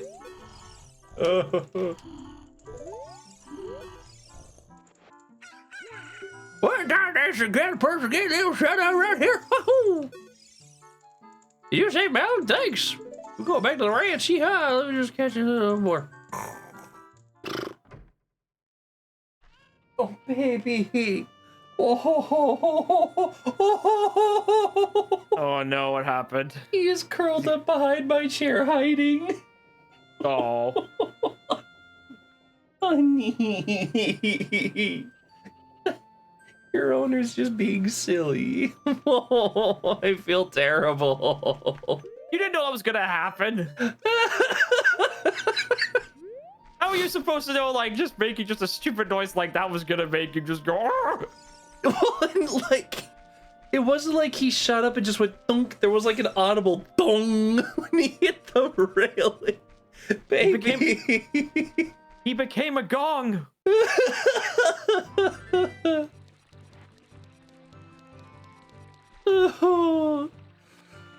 Oh, God, my poor sweet boy. But yeah, back to my point. It's the fact Beta, okay, got this kid, okay, that's basically just wanting to get revenge, okay. But then they have to throw in the stupid cult thing, and I'm like, oh god damn it. And I'm like, how do you beat that then? How do you beat this now? Like, oh, I forgot about the thing that's happening just now. So, for some stupid reason, most of the people that's part of this cult have been brainwashed, okay, that after a certain point, when the cult leader, which is Shigoku Kyo, says, I think he said something in particular, though, on a speech, he basically then set them up into a riot, and a lot of people started committing actual crimes. One girl, okay, basically froze another girl off her roof by flipping her over off the railing. What? Are we reading Danganronpa? It's gotten to that point, and then like when they figure out, okay, where he's at, turns out that he's already brainwashed the town that they were raised in, and all the people who are after Shun and his team, which by the way, there's only like 3 of them. And it's just like, I'm gonna defeat you with the power of friendship and this gun I found. No gun, no nothing. I'm gonna defeat you with the power of bullshit. The only thing that's going on is basically Shun is actually pretty well trained.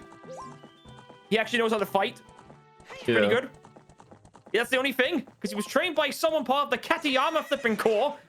Like, again, a Japanese flipping, like, World War II flipping corps. Don't fuck with them. And yeah, it's just like, I think, okay, and like, this was by accident, okay. I came across this by accident when I was trying to find a better place to read the manga. I think I came across like probably the most recent chapter by accident. And it's a game show.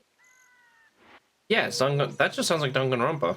No, not Danganronpa. No. This is like on chapter 201. I'm on the chapter 169.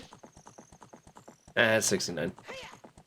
I'm over 100 chapters into this, and I'm just now wondering, how the fuck do we even get to this point where it's a game show?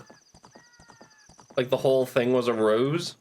No, it just leads to a game show. It just like, I'm assuming that at some point, Shu and these other 2 friends and some other people have now just been brought in and they got captured trying to get to Kyo and everyone else. And they must have gotten captured and they were knocked out. And then when they woke up, they're just a part of this stupid game show thing. Because it looks like fucking... it looks like Jeopardy or whatever. And I'm just like, how did we get here? All this is stupid. Because the main villain's motivation is the most stupidest thing I've ever heard. That the reason why he did all this was so that way he can do a murderless murder.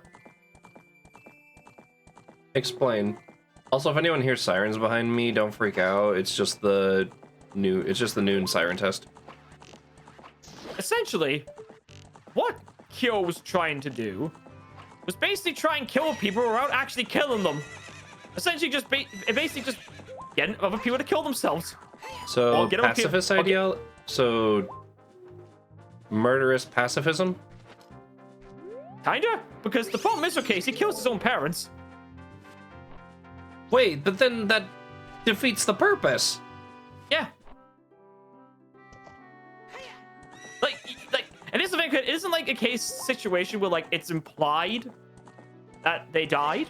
No, in the manga panel, it just shows that he just straight up just stabbed them. So he's a hypocrite, among other things.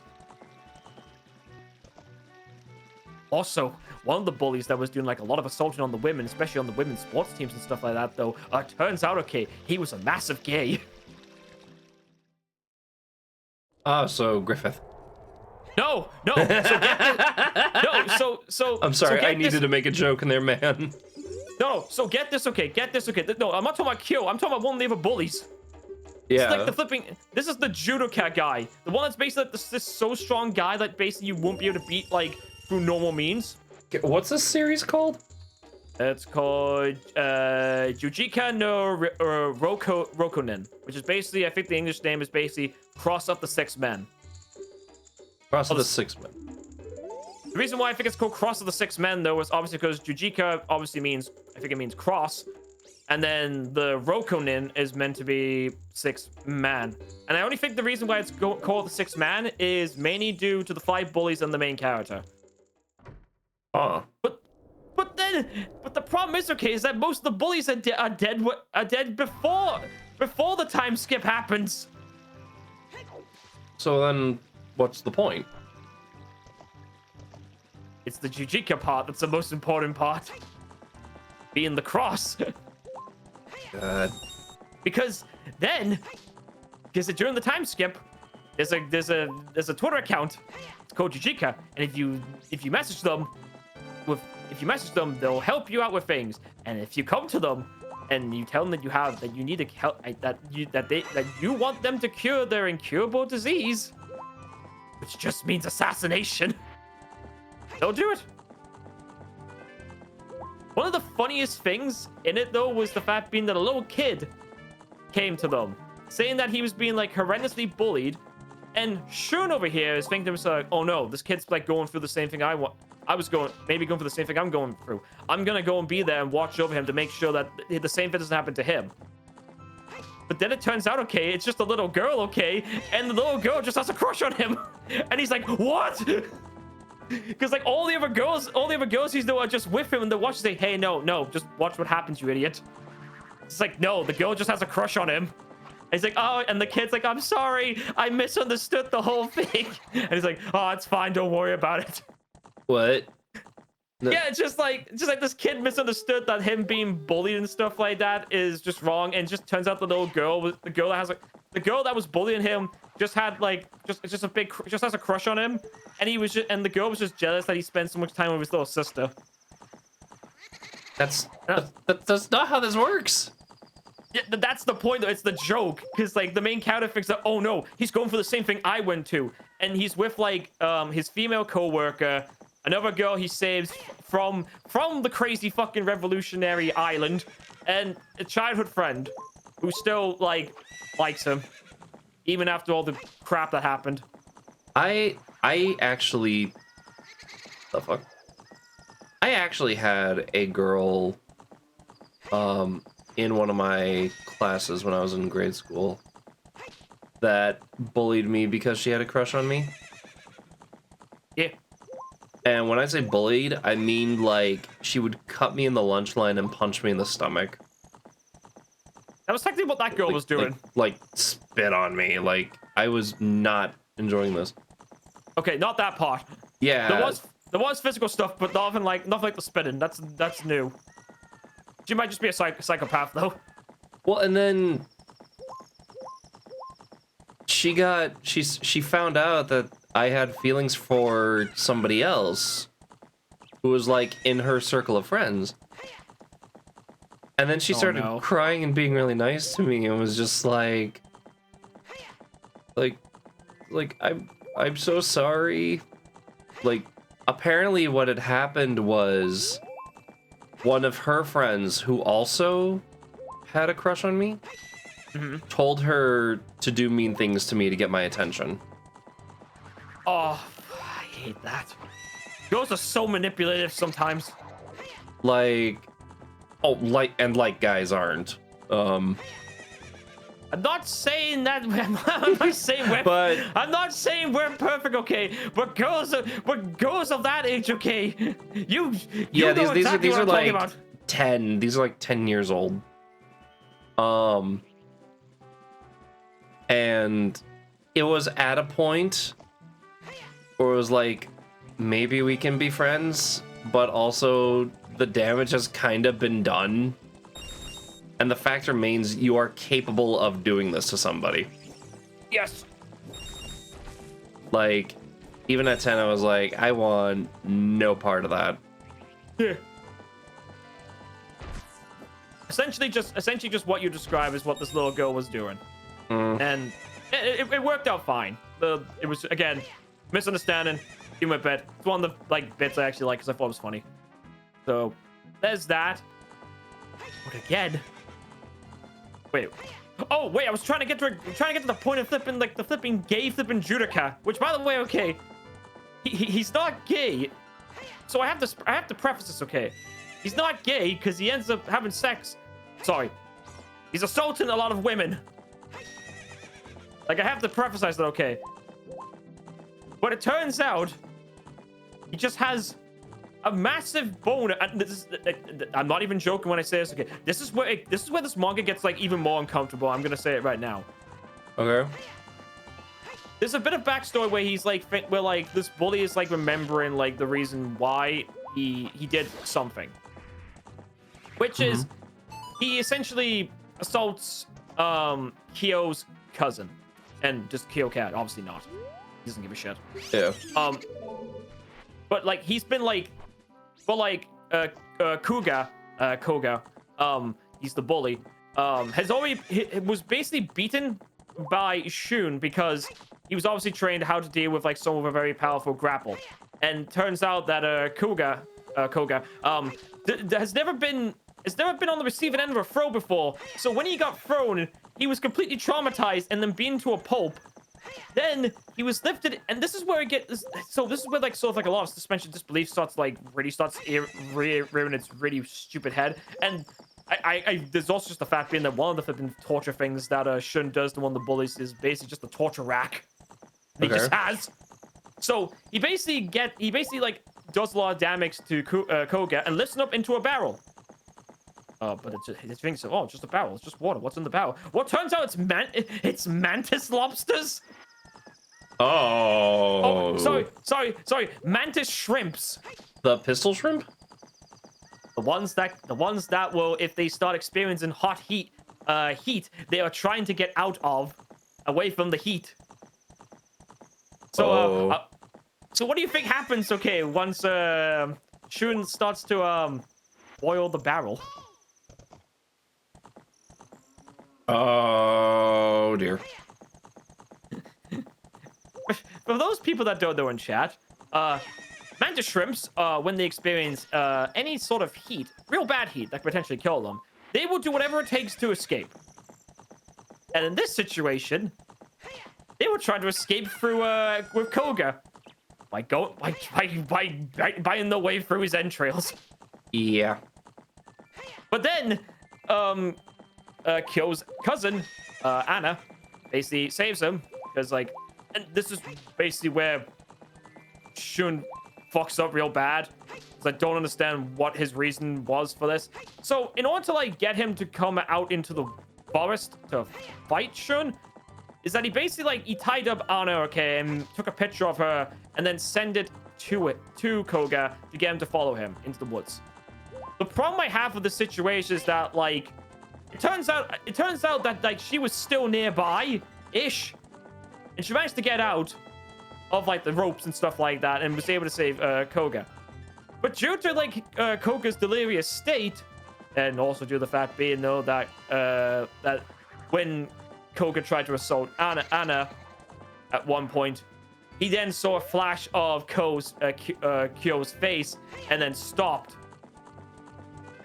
When he's delirious in pain and everything else and starts seeing Kyo's face, he assaults Anna and then kills her.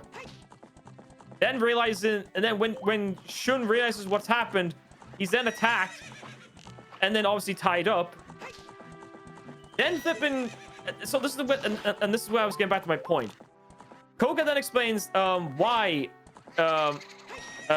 what he explains what was going on through his head, and as it turns out, he gets a boner for Kyo, and the manga shows it. Why? Bear in mind, okay, this is a 10-year-old, okay, pitching a tent.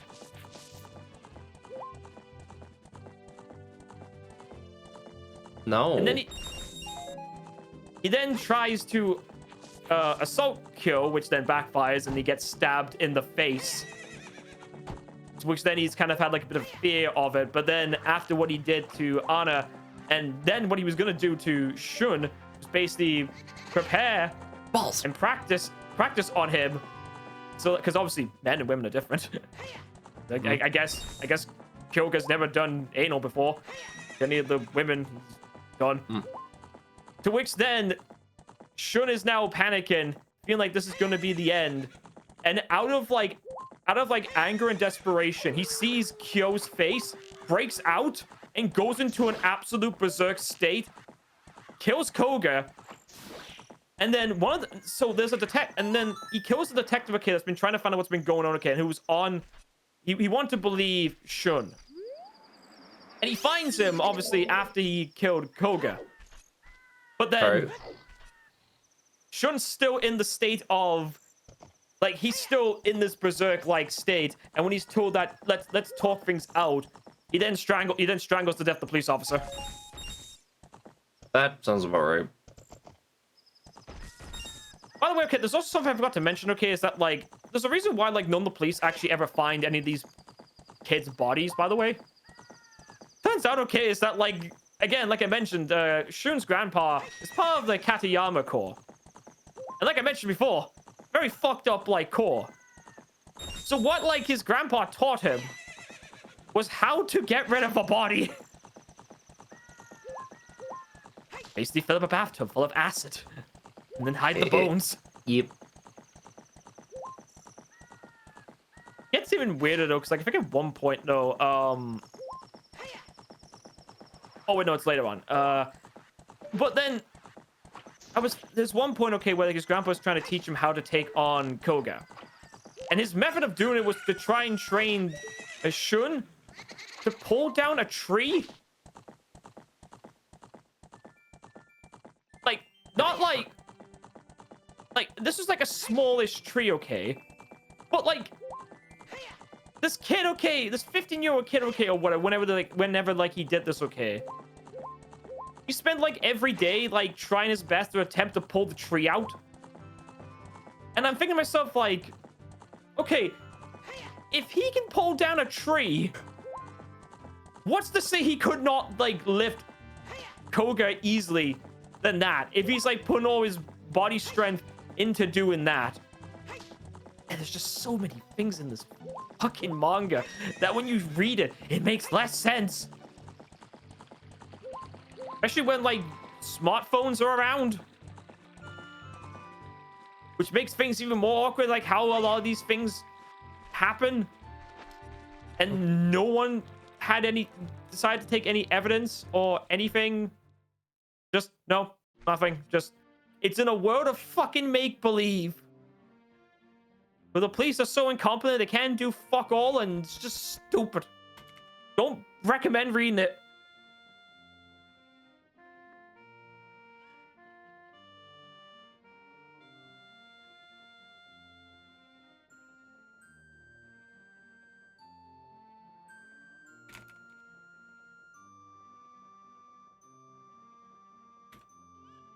And that is the end of my round of Jijika no Ryokunin.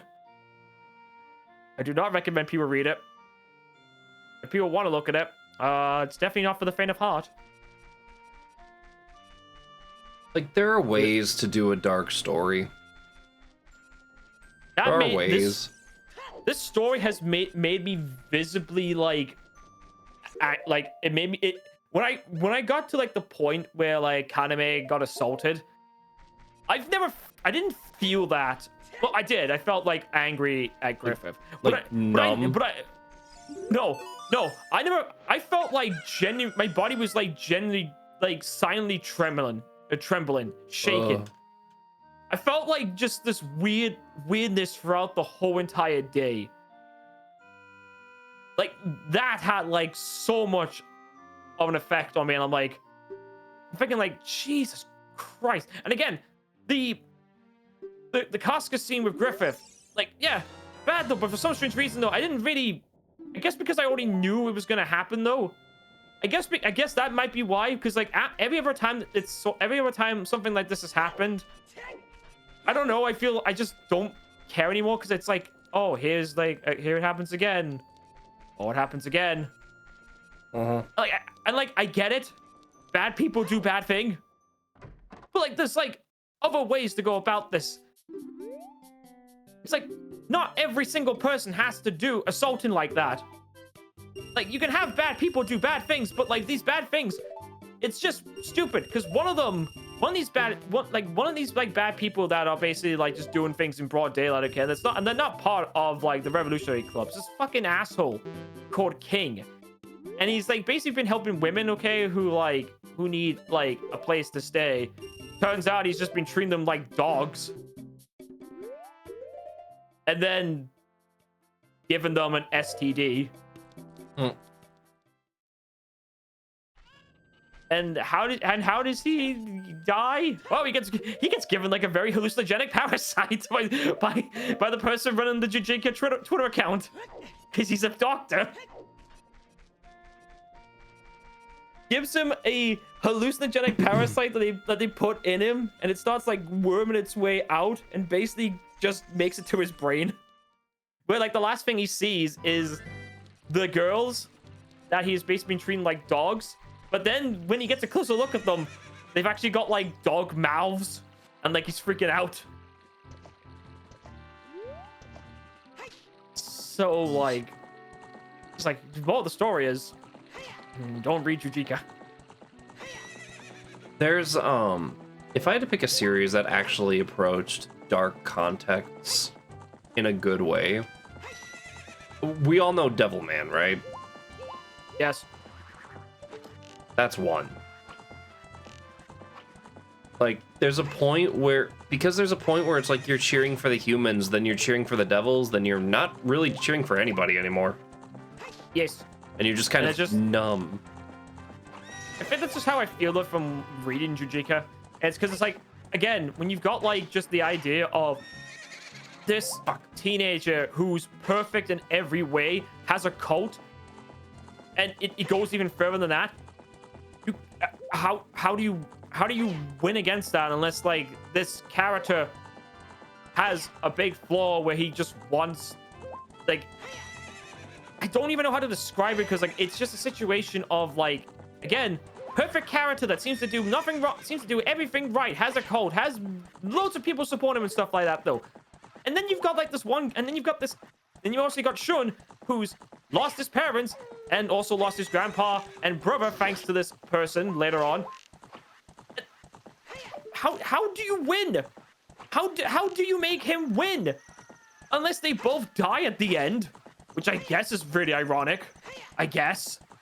But like, it's just like one of those things where you've just created a situation where like you've created this big bad, okay, that in reality, no one can overcome that. No normal person can. Shun shouldn't be able to do that. In theory. Like, this is a situation where, like, I don't know, maybe it's flipping... Maybe if this was flipping Koga, who's got, like, superhuman strength and shit like that, who's, like, undefeatable and everything like that because of how powerful... Because he can, like... His grip is apparently 180 kilograms strong. Yeah, that's his grip strength. Basically, he's not letting go of you. You are dead. Yeah. Once he grips you, he's not letting go. So, like, and the only reason, okay, I can see him not winning, obviously, is because the fact being, though, that he's technically afraid of Kyo, but also wants to do things to him, and he also wants to kill him. But I would know for a fact he wouldn't be able to do it, though, because, like, Kyo would have, like, all the police, or he'll have something else to stop him, things like that. This isn't like on Webtoons, is it? No. Real manga. Real manga. I would have said manhwa or some shit like that. It's a real manga. You can find it on Manga Dex or whatever it's called, which is basically just a good place to just pirate manga. I'll tell you this right now, okay? If the first 10 chapters don't sell it for you, then... Well, to be fair, I say 10 because that's probably like not even... I think that's probably like the best way to go about that. Just see what the first 10 are like. If it's like... You kind of have to get into like quite deep into it to see like all the stupid shit that happens. Like I said, not worth it. There's probably a reason why it hasn't got like an anime adaptation, because you can't do that with this thing.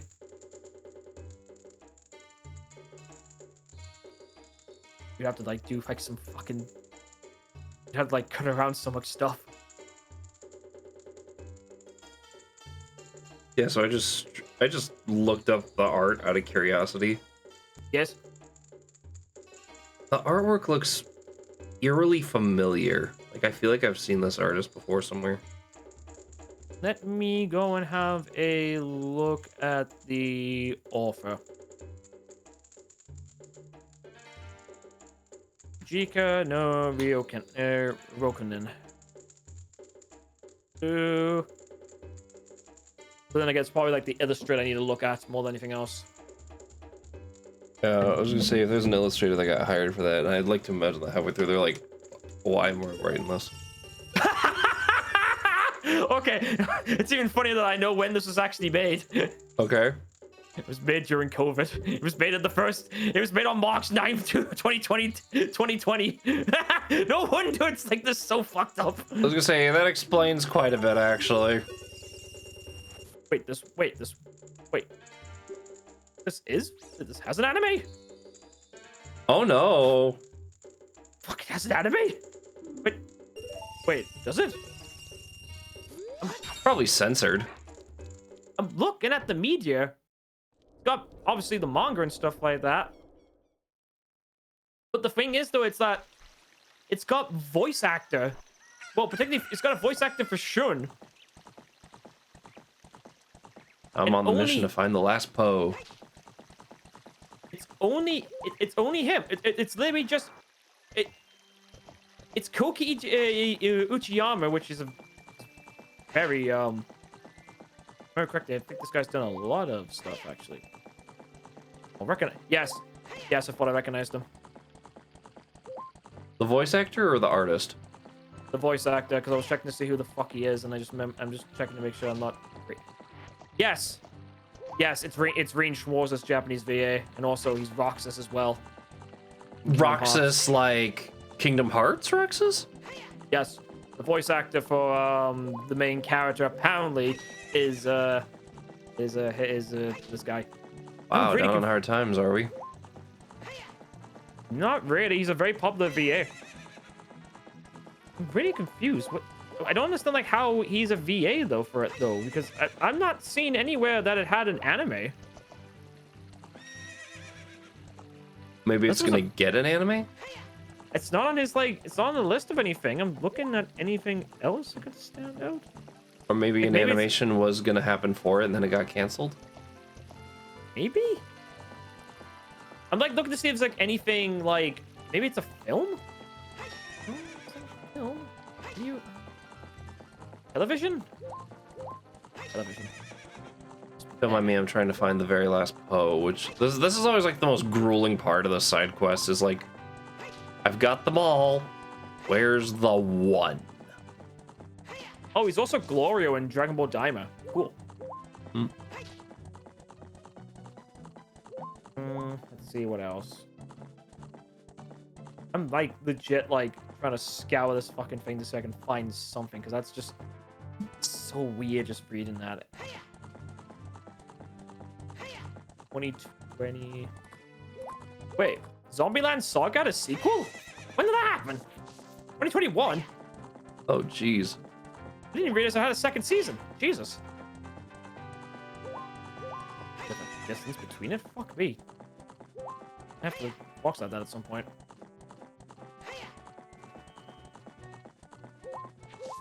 Not seeing anything. Anyway, back to what I was actually looking at.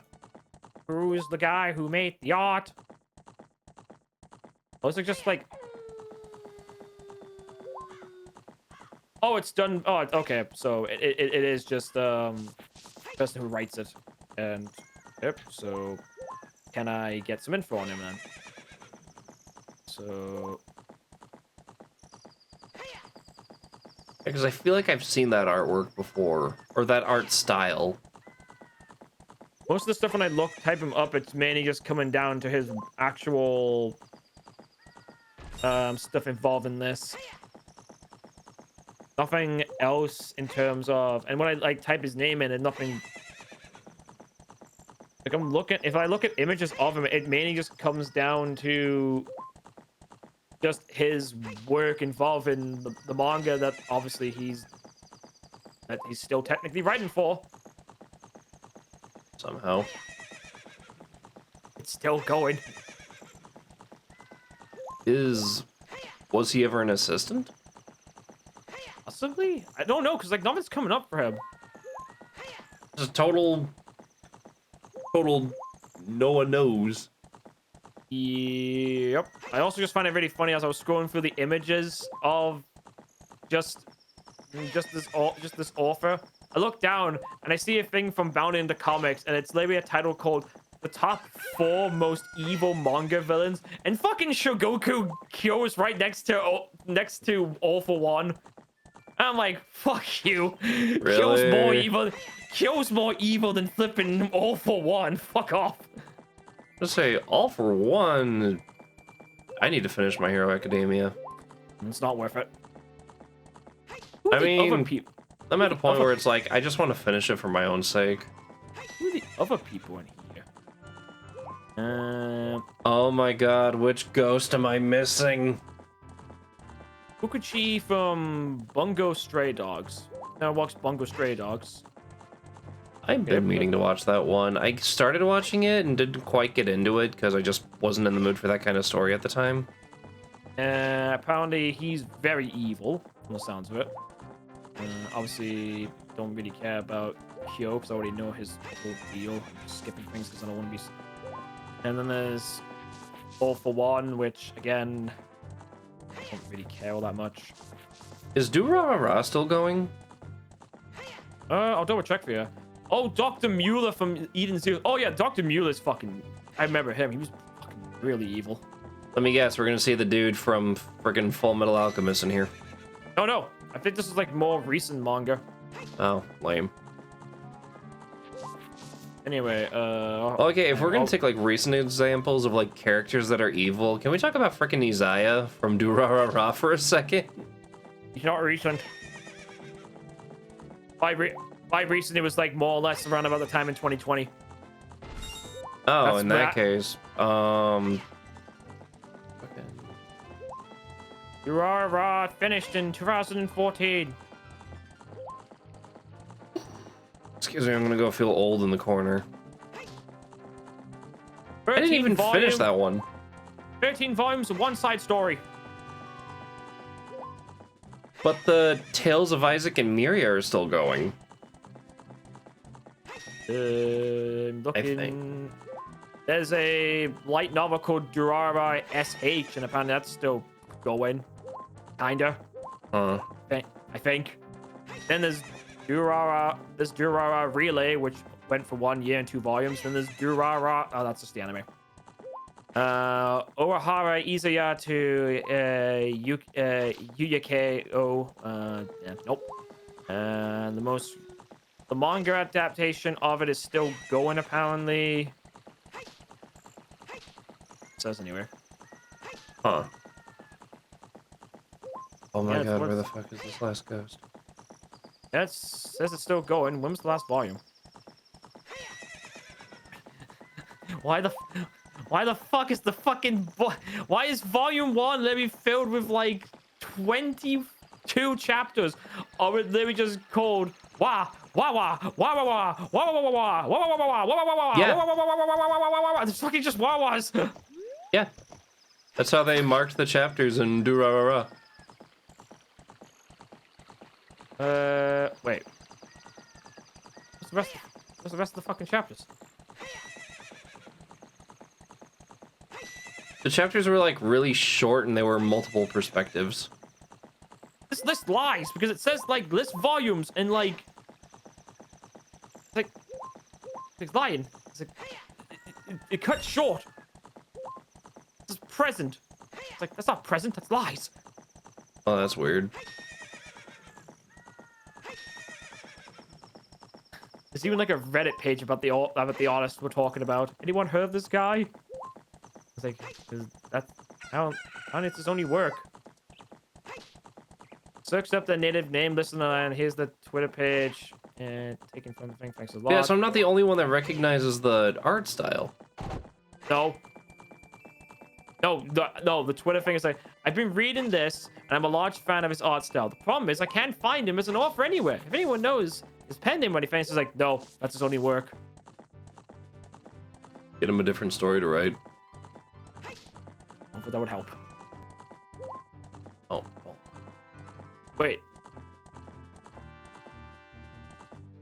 Wait, no. Please don't tell me that's what. No, please don't tell me that's. No, please What? don't tell me it's. Please don't tell me that's real. I refuse to believe that. What? Some people are saying this officer's a woman. Okay. Nakatake Shiryu. That doesn't seem like a woman's name. I mean, could be an alias. Don't most mangaka use a pen name? Have a look. I want to have a look on the Paranita profile. This didn't help me at all. Let me somewhere else. Son of a bitch.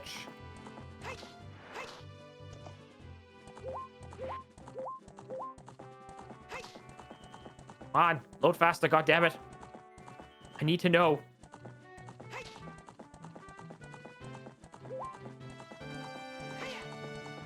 Oh god, this is gonna drive me crazy. There'll be nothing about this person except the fact being of the fucking gender, which is female.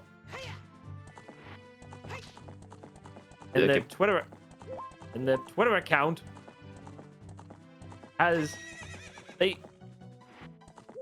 don't. They seem to like. They seem to mainly just like repost stuff involving their obvious, that obviously their manga. Maybe it's a Twitter account just for the manga? I guess. The thing is though, is like they did actually make a post, and it was a drawing of the main character with the bullies. And like the bullies are like, it's like such a weird. Someone have been writing the comments saying, "End this shit faster, please. Don't prolong it any longer. Don't leave me in suspense. I'd like to know how it will end." So yeah, I was some people, however, like wanted to end because they think like it's run on a little bit too long. Maybe. The thing is, though, is I did actually find something that was kind of interesting when I was looking it up before. There was like someone saying like, "Oh, why does this manga get so much hate?" And I'm like, I want to see what people have to say. Is this because it's badly written? As usual, I don't see anyone giving proof why it's bad. Not a single proof. Just read the chapter discussion threads. So you don't know yourself. Well, that says a lot. But I hope you sleep at night. Ecchi fan gonna talk to me about badly written works. I think it doesn't help. It says the main character has most. Yeah, I was just gonna say, from a writing perspective, it looks like the biggest thing this series suffers from is a lack of continuity or focus. One or the other. I very disbelieve both. One person says that the main character has more losses than actual wins. I just explained it somewhere else. The story is actual shit, and the treatment of the female characters is also shit. Every time a new female character is introduced, they're more likely to be assaulted, tortured, or killed. The plot is repetitive, and it's being dragged out hella, which I cannot agree with. It is also true, actually. The main bully / villain has an insane plot armor, like I mentioned. The story also makes no sense to me. Like, if Uruma was trained mentally and physically like a special forces soldier, he should be able to pick up on the details about people or be able to process what could and couldn't happen. Which is also true, because like I mentioned, his grandpa was part of the Katayama Corps. I forgot to mention that the fact that there was no point in introducing a new character only for them to be killed off in 10 chapters overall. It feels as if an edgelord 12-year-old wrote because he enjoys torture porn. And some guy says, yeah, Yeah, no, the idea that something is poorly written is stupid as if you can write it and understand it, then that's good enough. But if you read it and didn't like it, then there's nothing really you can do. It might just not be your type of manga, which is fine. But to call it bad, because if that is not your right to do, only the writer can judge his creation. What this person's basically saying that this person can't call it bad because like the author didn't call it bad. And by the way, I'm not reading this like badly, okay? I'm reading this how this person has written it. Let me reread it from the top. Let me read it from the top. Okay. No, the idea that something is poorly written is stupid. If you can write it and understand it, then that's good enough writing. But if you can read it and didn't like it, then there's nothing really you can do. It might just not be your type of manga, which is fine. But to call it bad, because if that is not your right to do, only the writer can judge his creation. One thing I recommend readers doing is reading with an open mind and not overanalyzing everything. Just go with the flow of the story and enjoy how it goes. If not, then just drop it for a while, then come back. You might be surprised. So, well, that's what happens with this manga for me. Not that I hated it, but it did teach me many lessons that an isekai happy-go-lucky MC wouldn't in the future. In the future, I hope to find things that could make me relate even more with characters and unique stories. And fellas, remember one thing: every no matter how it might seem, even if there are 30 copies of the same MC, the story is unique, and that uniqueness is what readers, well, me personally, search for in a story, something that I've never seen, or a way of thinking I've never thought of. It teaches me and makes me grow. Yeah, okay, I can immediately see that this person's hurts my brain. Yeah, no commas, no full stops, no nothing. Guy has broken fucking English. And I'm like, okay, you find it relatable. That's disturbing. What's relatable about the main character going through so much shit? What's relatable about any of the bullies? What's relatable about anyone? Like, no, like, even like the normal people. Like, the childhood friend, Azuma, which I can give her props that she's loyal, but like to like anyone would feel like, no, stay away from the kid who's killing people as well. Even if he is doing it for like self-righteous reasons because of what happened to his family, you still want to go away. A lot of people, so something I didn't touch on for trigger warning purposes was I've already addressed that Xeshire was like an afterthought in their own story. Mm-hmm. So there were two main characters before Xeshire. There was Vestarai, and then there was Bane. Bane was the one that had the longest story. And didn't have a funny voice changer. Have to specify that. Oh, didn't have a funny voice changer? Oh, yeah, no, not Batman. not whatever. Had to specify. The thing about Bane is when I was writing Vestarai, it was at a point where I felt weak, and I wanted to make a character who was strong. That's how Bane came into existence, I'm guessing? Not quite. So to know Bane, you have to know Vestarai. Vestarai's story is that he made a deal with a demon general who was weakened.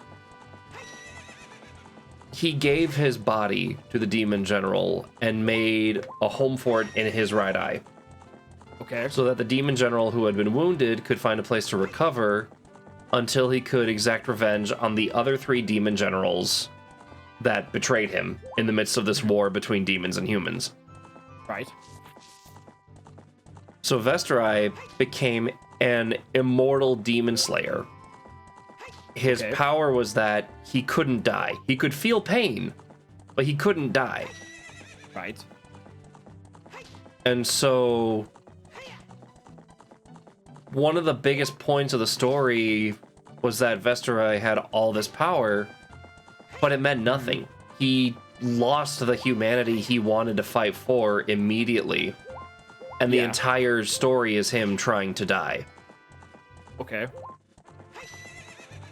And finally, near the end, he goes into this fit of, if I can't die, then I'm going to find some way to take you with me. So, somewhere, anywhere that isn't here. Yeah. And he rips the demon out of his eye. And in a moment, there was like this whole theme of how like magic can fluctuate in certain areas and at certain times. And he had this whole like the planets aligned moment. It's like, if I don't do it now, I'll never get a chance. And he doesn't kill the demon general, he just sends him to a different dimension and collapses and dies. Yeah. Bane, in an alternate world, was still a fetus. And the demon general found a home in this fetus's eye. Ah, okay. So unlike Vesterai, who had made a contract and knew what it was to be human, Bane was just born with this. There was a transition in my writing. All I felt when I was writing for Vesterai is that I'm weak and I want to be strong. So I wrote a character who was strong but extremely flawed. Right. Bane had a much darker story. Bane, like, his parents tried to, like, abandon him to the church to get him purified, which would have killed him. Oh, God. His family rejected him. He ran away, became part of a street gang. And some other street gang found out about his demon powers and became so obsessed that they tortured and killed his gang members in front of him. And he's only, like, 16 at this point. Yeah. So not only is he going through something extremely traumatic, he is mentally and emotionally at his weakest. Yes. And some people were reading the story for Bane and they're like, why is this so dark? It's so edgy. It's like you're writing dark things just for dark things to happen. And it's like, this happens. What people don't know about Bane is I wrote him to vent personal experiences. Just fair. Like I said, there are ways to approach a dark story. And in my case, I find that sometimes writing or reading a dark story allows you a means to focus on... If someone who's been through so much, if they're able to focus on just one thing, then that's a trauma that they can target and try to learn to cope with instead of dealing with everything at once. Yeah. I feel like what this story is trying to do is be shocking for the sake of being shocking, which I find insulting and exhausting for people who have actually been through situations like this. And like I mentioned though, like this thing's still going. It's not like stopped. It's been going since 2020. Which I didn't even know that. I had to like, I just found this out just today that it was going until 2020. At the beginning of filming COVID, around about that time. Which is even more insane when you think about that. So when I say the comment of going into a story like this with an open mind, I would say going into a story open-minded. Let's apply different forms of literature here for a second. One of the most poorly written stories I have ever enjoyed is A Clockwork Orange. It is disgusting. It is an abomination of the English language. It doesn't have clear context because the main character not only has his own form of the English language, but he's ego tripping through the entire story. Either his ego's at an extreme high or halfway through it's at an extreme low. Yeah. But it's still ego. If you can stomach the horrible things he does... Part of the reason why I think A Clockwork Orange is so famous as a book, not just the shock of the movie, but the book, because it's so poorly written, it forces the reader to actually think on the actions and consequences of what's happening in each scene. And so rather than just experiencing the protagonist's problems, you are actually being a third person witnessing a story. Interesting. On the flip side, another great example of a poorly written story, one of my forever favorites, is Catcher in the Rye. Mm-hmm. Is it a story meant for children? Absolutely not. Is it a story that a child could read? Absolutely. It is written at a 6th grade reading level. I was gonna say, because that's like the whole like joke of the flippin' South Park episode. Yeah, it's just because it's written in a way children can understand doesn't mean it's written for children.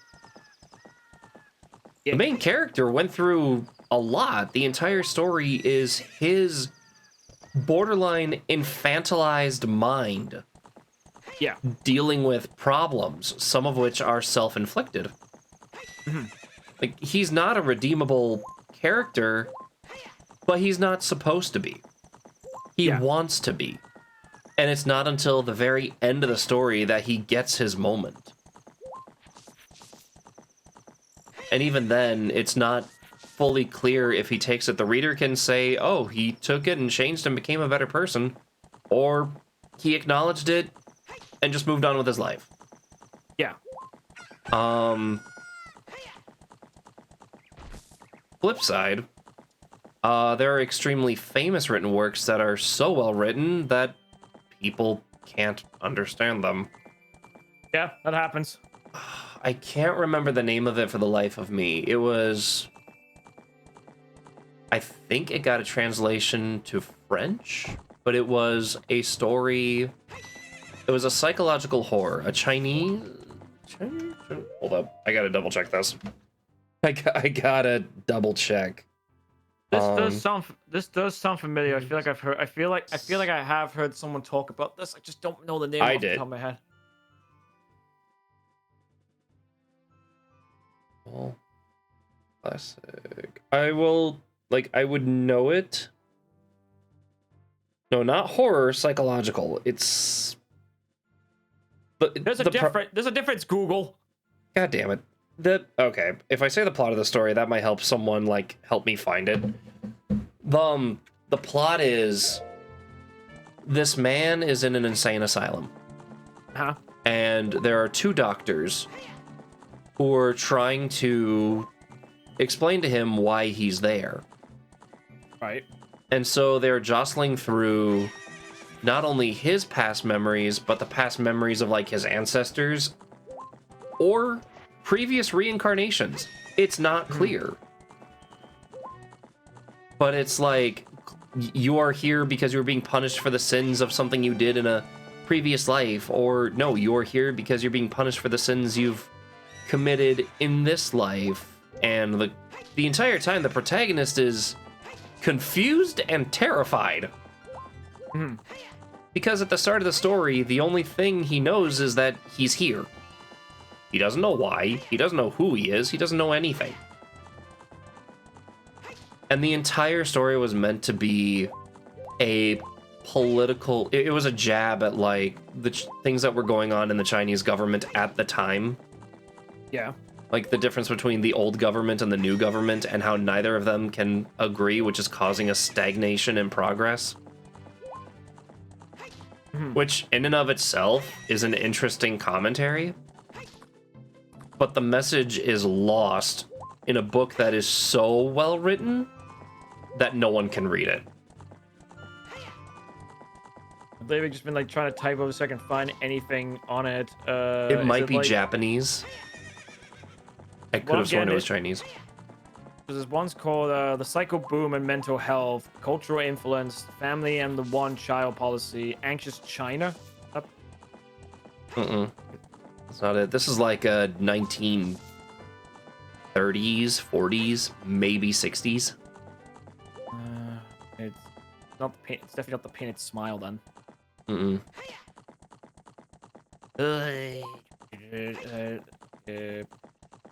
see. 1930s.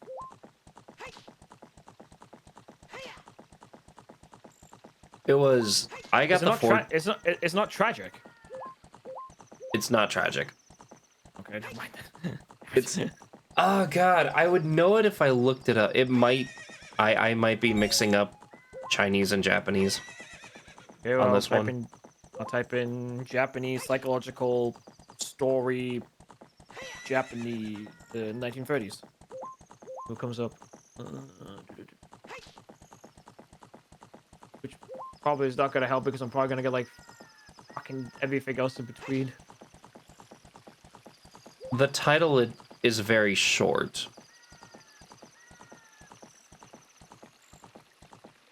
It's like duos. Oh god, this is gonna bug me. I found out about this book from a mobile game, go figure. You gotta play that mobile game then.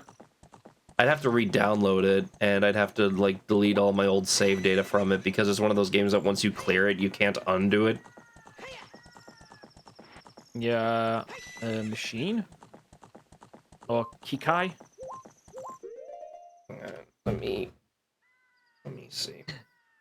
Get completely derailed on trying to find out what the fuck this book is. God, yeah, because this one messed with me. Psycho...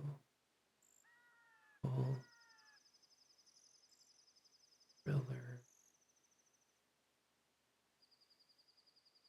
1920s. Let's see what comes. No, 1920 owls. Oh, I want 12 owls. Madness. Let's all have some owls. Bizarre, psychological, thriller, 2 doctors.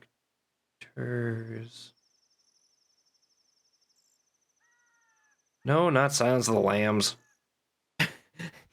Definitely not Silence of the Lambs. This was way older. I was gonna say also that's the I'm pretty sure Silence of the Lambs was an American film, or maybe it's something else. How to help one patient. Psychological thrillers that fuck you up. That's definitely one way to look it up. The patient. No, it's not the patient.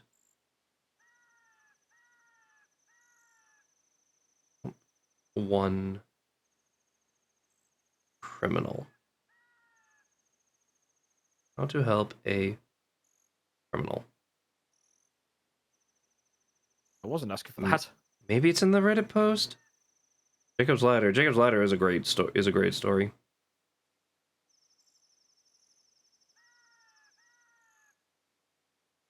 It's funny because the book never got a proper English translation, and it never will, because some of the words and characters used to write the story are like cannot be translated. Yes.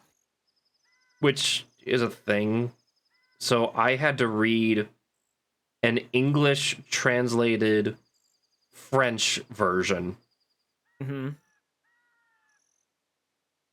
And oh god, this is going to really bug me now.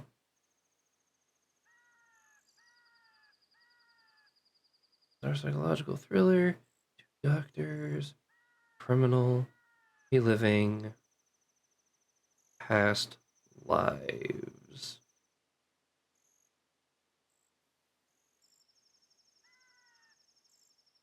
Featuring time loops. No, this isn't a time loops. Oh god,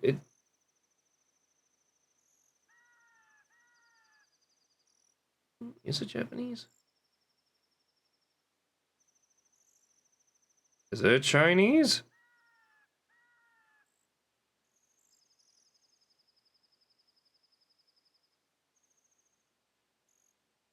Oh god, this is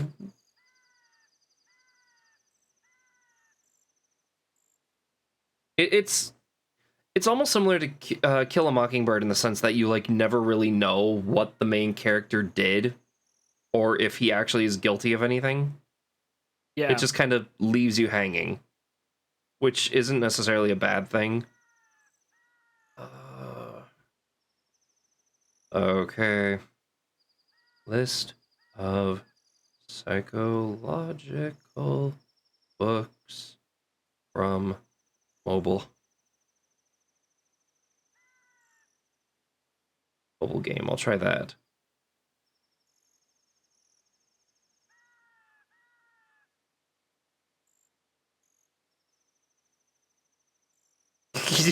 I know, this is so fun to watch. I'm sorry. This is now an obsession.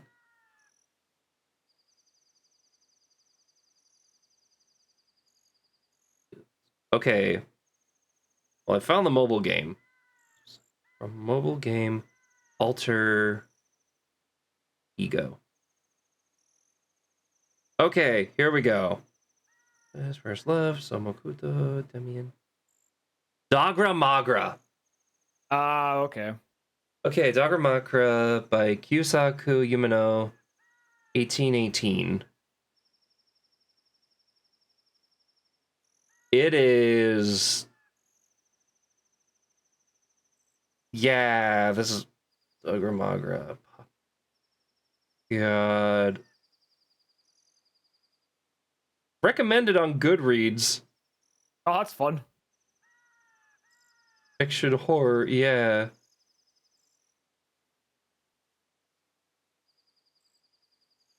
Written in the early Showa period. What? Okay, yeah, so this was Japan. I got that mixed up and I apologize. That's fine. Holy balls. Cool. Now that I've solved that, back to the game. I've solved the mystery. I've moved on with my life. Well, because it's a book I know I've brought up before. Yeah. And it's one of those that, like, the translated version I read was so poor that I could not follow the story very well. Yeah, that's fair, that. So I really, really want an English translation to exist, but I know it's not going to happen. Hi, Ezekiel. Thank you for the streamer care package. I'm losing my fucking mind. We're talking about terrible literature. We're talking about examples of terrible great literature. And how, like, the reason why I bring all this up is coming to the comment of, yes, there are points where the quality of the story needs to be interpreted by the author, but the reader is just as important. Because the reader is the one that interprets the message, and the author is the one that makes sure it's the right one. Mm-hmm. So when someone says, like, a reader can't tell you how well or how poorly a story was written, bullshit.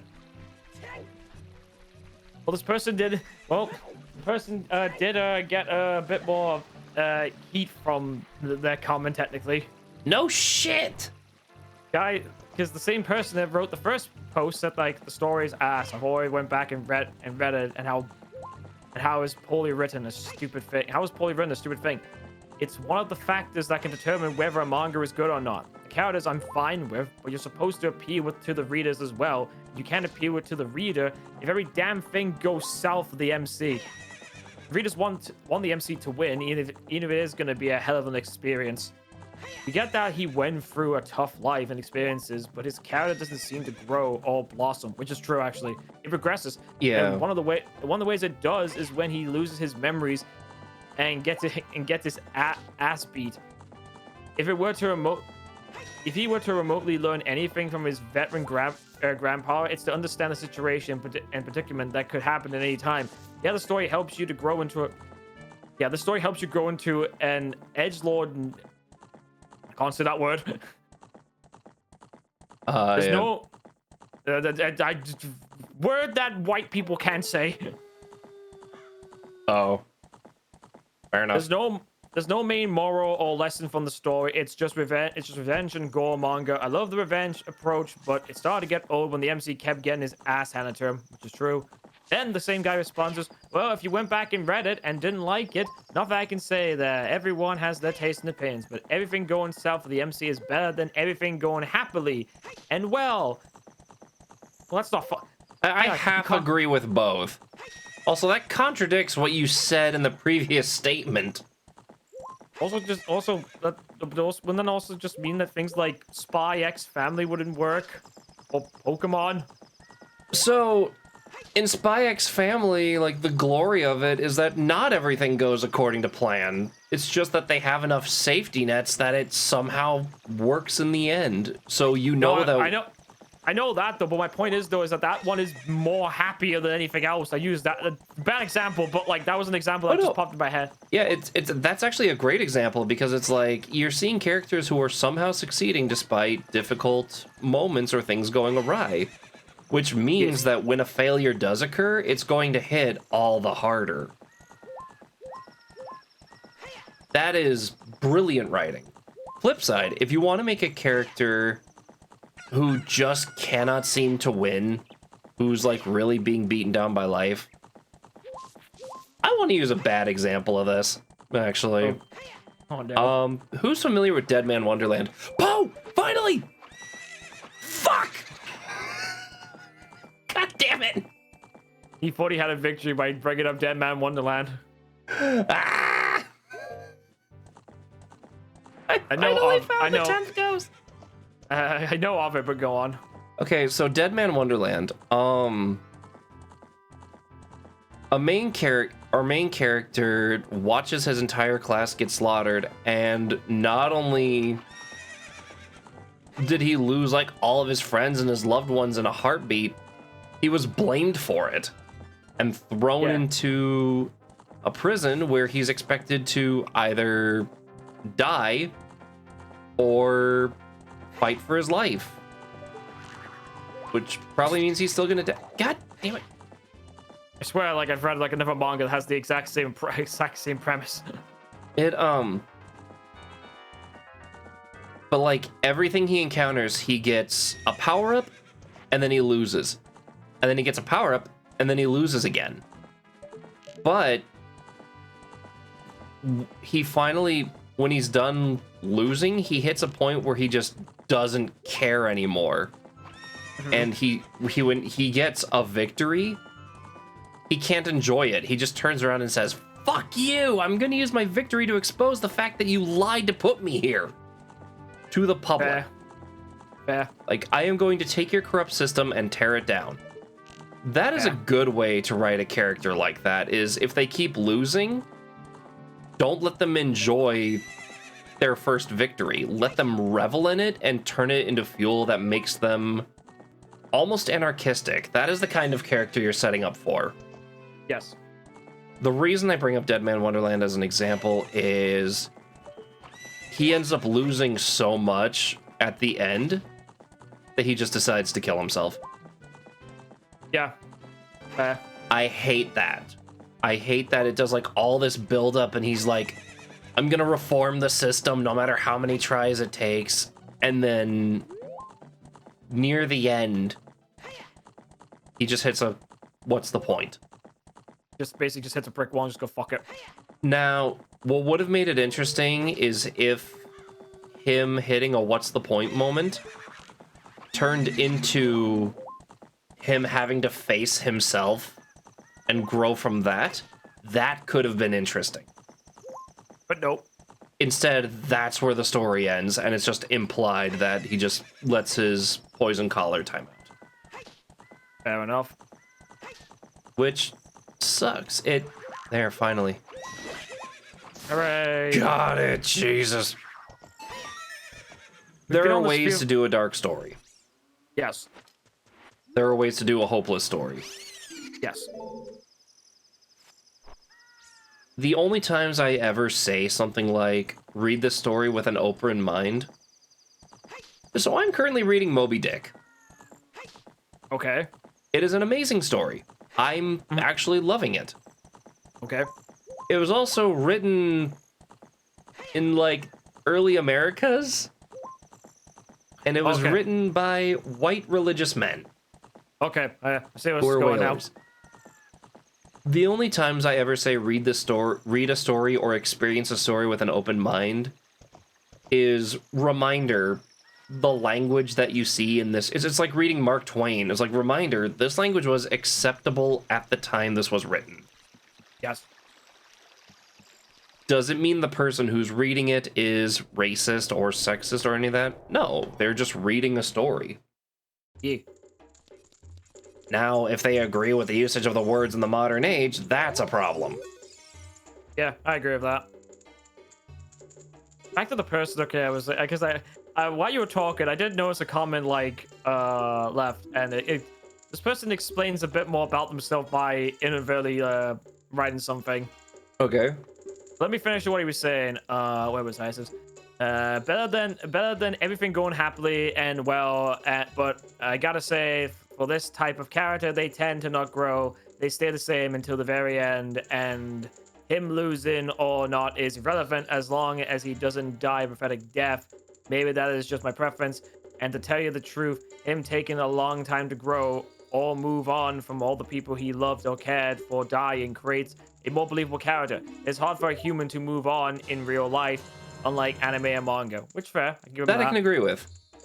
But the MC gets told a couple of encouraging words that empowers him to move on. This MC is broken, torn, and destroyed, and brought to the brink of despair at the end of the story. I predict he will either die or live and grow to be like his grandfather. And at the end of the story, so maybe you can bear through it and finish it. If not, that's fine as well. It's always been a pleasure to talk to you, my friend. Which, his last point is fine, but then this is where it gets really funny. Guy says, "You like buddy," and then he says, "Well, not in real life, but in Dojins, it's with a smiley face." No, I'm like, dude, you ruined your argument by saying anything to that comment. You basically ruined your point.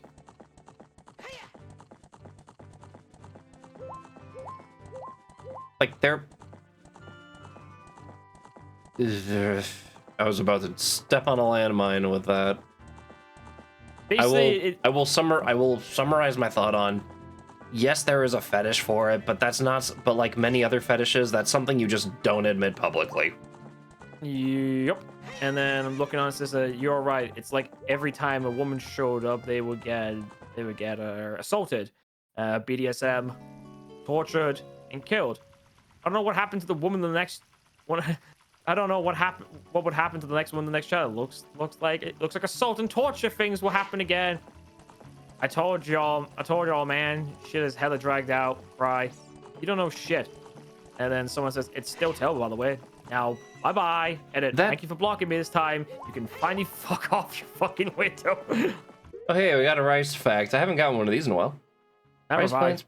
Rice plants produce their own chemical defenses to protect themselves from pest attacks. Some synthetic chemicals, such as herbicide 2,4-D, cause the plant to increase the production of certain defensive chemicals and thereby the plant's resistance to some types of pests. Conversely, other chemicals such as insecticide, imidacloprid appear to induce changes in the gene expression of the rice to make the plant more susceptible to certain pests. Huh. Neat. Some people like saying that like no one's like giving like a good argument and like stuff like that, and someone says, "I've noticed this too." He ducks arguments, but then goes on and says, "You say that, but then doesn't leave an example to those who leave comments." I've read I Am a Hero, and that manga compared to this garbage is starting to look like it was written by William Shakespeare. The entire gimmick of this is to play off emotions like, what the hell, what the fuck are you doing there? Are you so dumb to get manipulated so easily? Really, the author made the side characters and villains so staggering stupid and over-exaggerated that every single one of them are not believable. Yeah, like I mentioned about June, where basically his whole entire thing though, and which the main character doesn't even say this at all. Like he keeps assuming that like his sister was assaulted by Shun, to which Shun never says that. No, she was assaulted by the bully I killed. I understand you. I understand the other thing that you think because of the Love Hotel thing, and he didn't feel good about that though. But like, no, not a single time did he just go like, no, because I guess he just felt like, oh, it was my fault because I ended up getting her involved in this, even though not really, because she left the room to chase after the bully because of what he did by spiking everyone's drinks. sure, you can say it's a story or it's fantasy. Obviously, it's going to be exaggerated, but JNR's setting is based on realism, and yet the characters lack the simplest common sense. Unless, of course, the air in the JNR has some sort of type of BS that lobotomizes the characters bit by bit with each breath. Dropping this garbage. I'm at chapter 75, and I've had enough of this shitty writing. How the fuck is it even going on at the stage?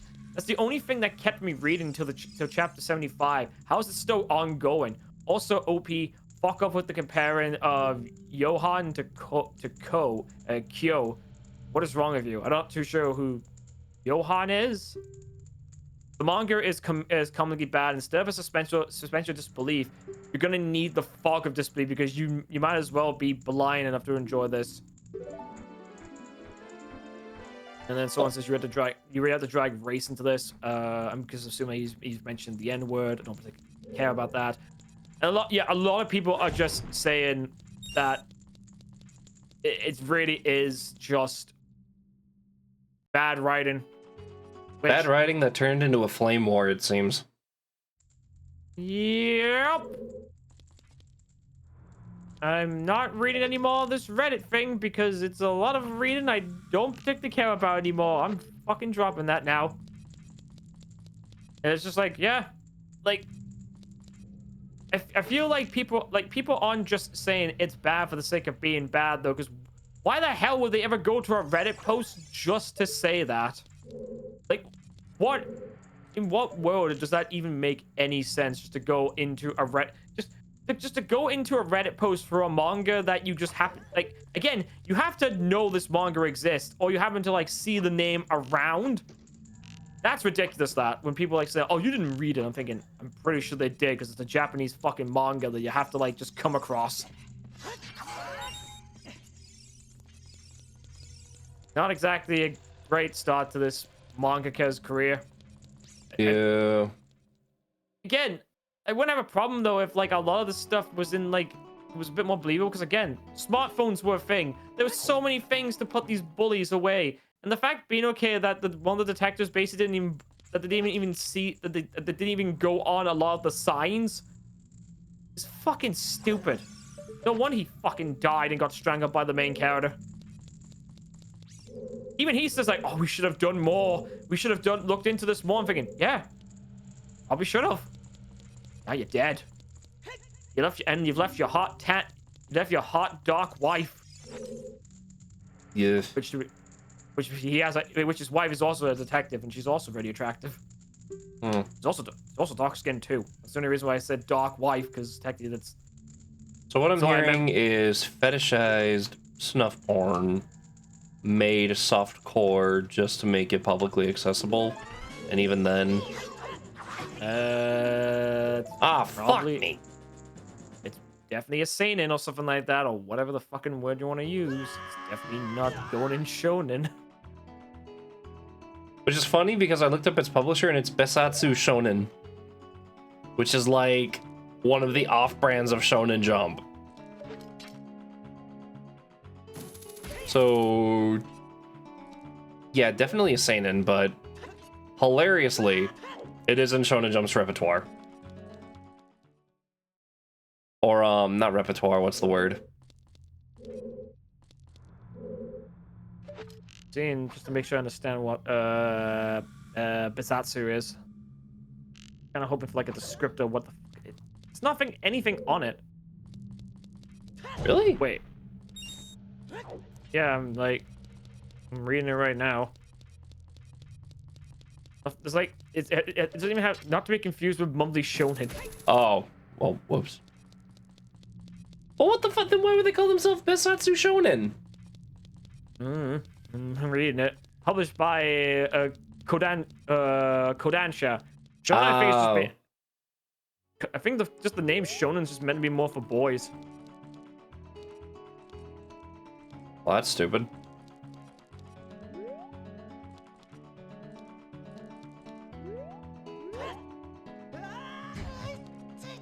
Ow. Also, shush. Making sure I totally understand that though, because I can feel like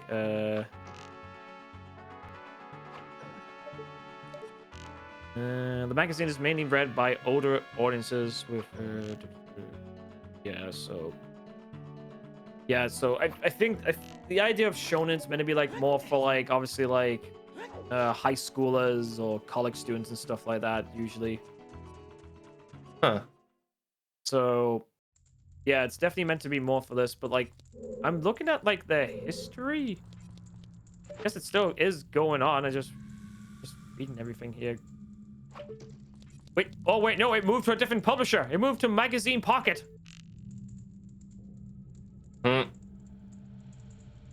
So it ran with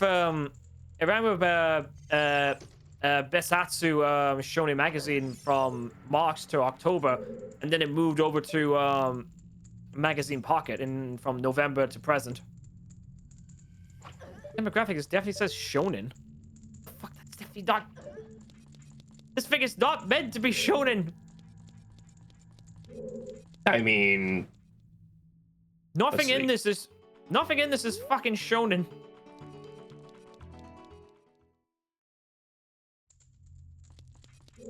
Maybe maybe they're just like, oh, it's a boy getting bullied by other boys. This is an underdog story. Maybe it gets better. Maybe it gets better. Oh my fucking god. And at this point, people are so invested. In May of 2024, over 3.5 million copies in circulation. Hey, a bad story can still sell popular if it's acknowledged enough. Manga Sanctuary called the first manga volume exciting and excellent request for revenge in Dexter Morgan's background, stating the manga is captivating from start to finish and downright dark times. Anime Click It felt the manga is extremely bloody and similar to Dexter, and with the brutality of Saw and Hostel. Yeah. Okay, but Dexter and Saw aren't serialized for teenagers, and most of the part of Dexter that were bloody and graphic like that were censored on television. Like heavily. The show is heavily censored. I'm basically just reading like what's going on with it. The popularity of it. It's said to be popular for its themes revolving around bullying and revenge, and it was not very popular when it first serialized in Besatsu Shonen magazine in March 2020. The manga was discontinued in the magazine's November issue of that same year due to poor sales of the first volume. Later, the manga was transferred to Magazine Pocket online platform. And Jujika no Rokunen quickly became one of the most popular anime manga on the app.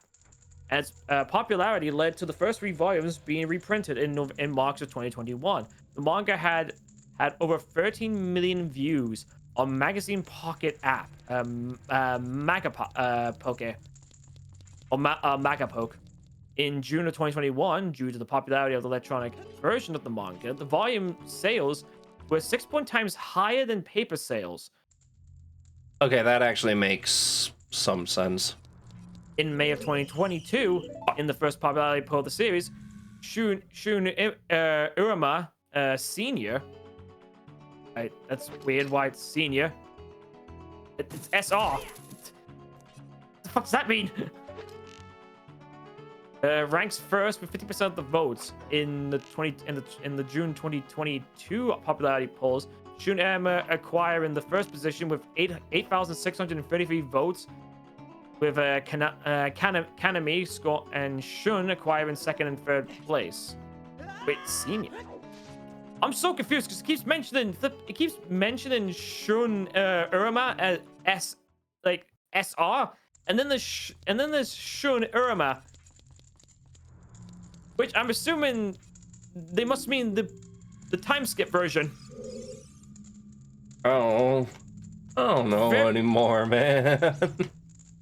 So, so that explains why it's still going. Japanese people are really stupid. Oh, okay, now I would not phrase it like that. Okay, we've just talked about like how stupid it is, okay? But apparently it's extremely popular, okay? What is that? What do you take from that? Mass media is bullshit, and things are popularized because of shock value And also, whenever something is made popular for a small group, other people want to trend in because they want to get on the new thing that's trendy. So whatever's popularized is going to remain popular for maybe a month or two at most. And if it fails to succeed in continuing to grab viewers' attention by, I don't know, shocking and graphic imagery, disturbing storylines, etc., you are continuing to popularize bad writing in order to stay in part of the trend. Fact is, following trends is something that's always been a problem. That's not just Japan, that's worldwide.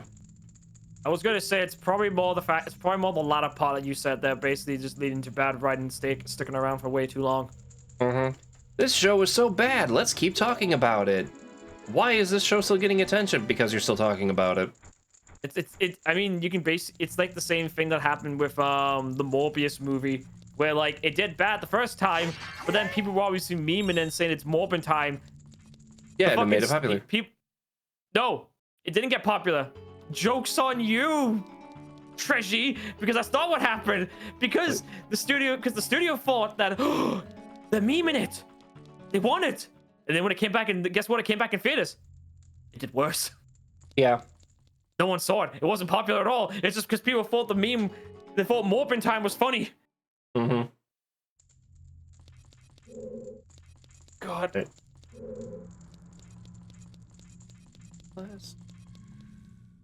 I think what I'm gonna do is I'm basically just gonna wait until this fucking thing finishes, because I'm not gonna like sit here and wait every week to see if this thing drops a new chapter. I'm gonna wait until it finishes, and then if I remember to finish it, then I'll finish it. But if I don't, then probably for the best. Oh. I can take bad shit. What the fuck? But I've dived down into this rabbit hole, and now I have to make sure I fucking end it.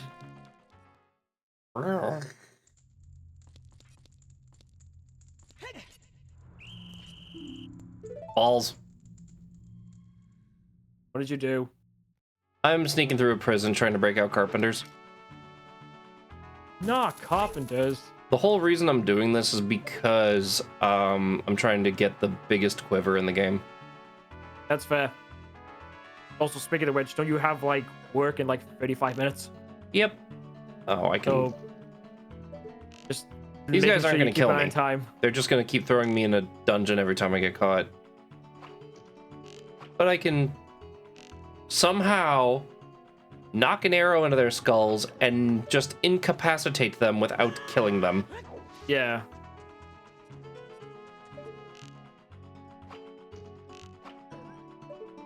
Oh, I got that one like right in the eye.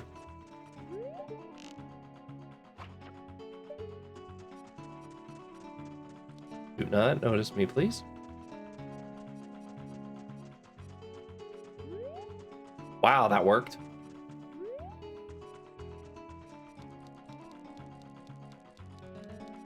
Wow, that worked. Okay.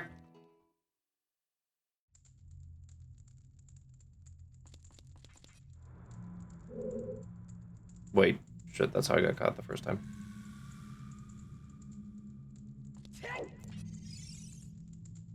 And I can't wait for next week for the new Bleach game to come out. It looks so fucking sick. Oh.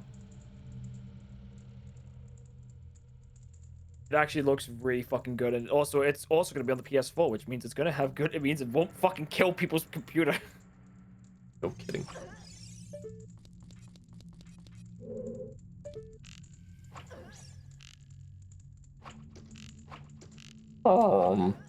Maybe I should pay attention to the arrows that flew past me. Also, I may or may not have bought like 4 keys for it. Oh, for the new Bleach game? I bought 4 keys. Hmm. I bought 4 keys because I found them cheap. Because I found it cheaper on CD keys. Unfortunately, though, I don't get them until like the day of release. Now, I'm not saying what I bought them for, but it definitely is for one of the people that's in this call right now. Oh, dude. It's not just you. I got one for Richard and Kurt too. May or may not be. Maybe may or not be trying to organize another tournament. Oh, god damn it.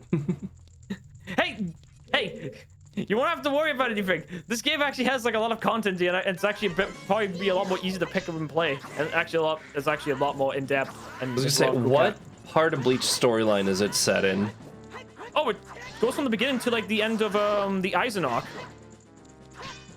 Not the full war? Oh, not the 1,000-Year Blood. You're talking about the new arc that's coming out? The 1,000-Year Blood War or the Hell arc?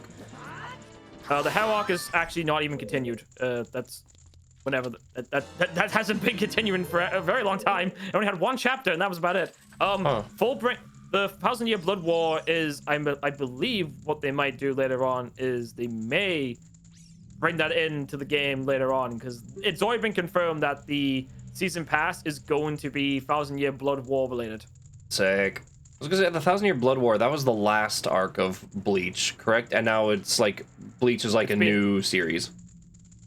No. I mean, the 1,000-Year Blood War's been, it's on its 4th part in terms of being animated.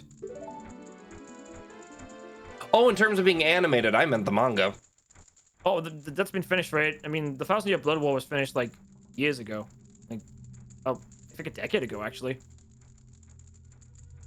And now there's a new Bleach manga where the main character is the daughter of Ichigo and Orihime? Son. Oh, it's their son. Yeah. Kinda. The problem is, okay, they only had one chapter.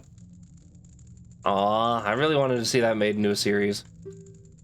Well, we don't know, because like I keep hearing like, oh, it may start up again, or it's coming back, and I'm like, okay, when's it coming back then? Because it was dark as hell and it looked really cool. But no, nothing's been talked about that or anything. I'm gonna see if I'm gonna go to the Bleach I'm gonna go to the Bleach Rebirth of Souls website and tell you what the counters are in the game. Oh, I wonder why the Gerudos were popular. Yeah, they're pointy noses. Yeah, that's it. They're pointy fucking noses, you fucking weirdo. Auga. Well, now, hi ladies, sorry I knocked you in the skull with a couple of arrows. Who am I? That's fine. Now to do the quest that hopefully I'll be able to clear.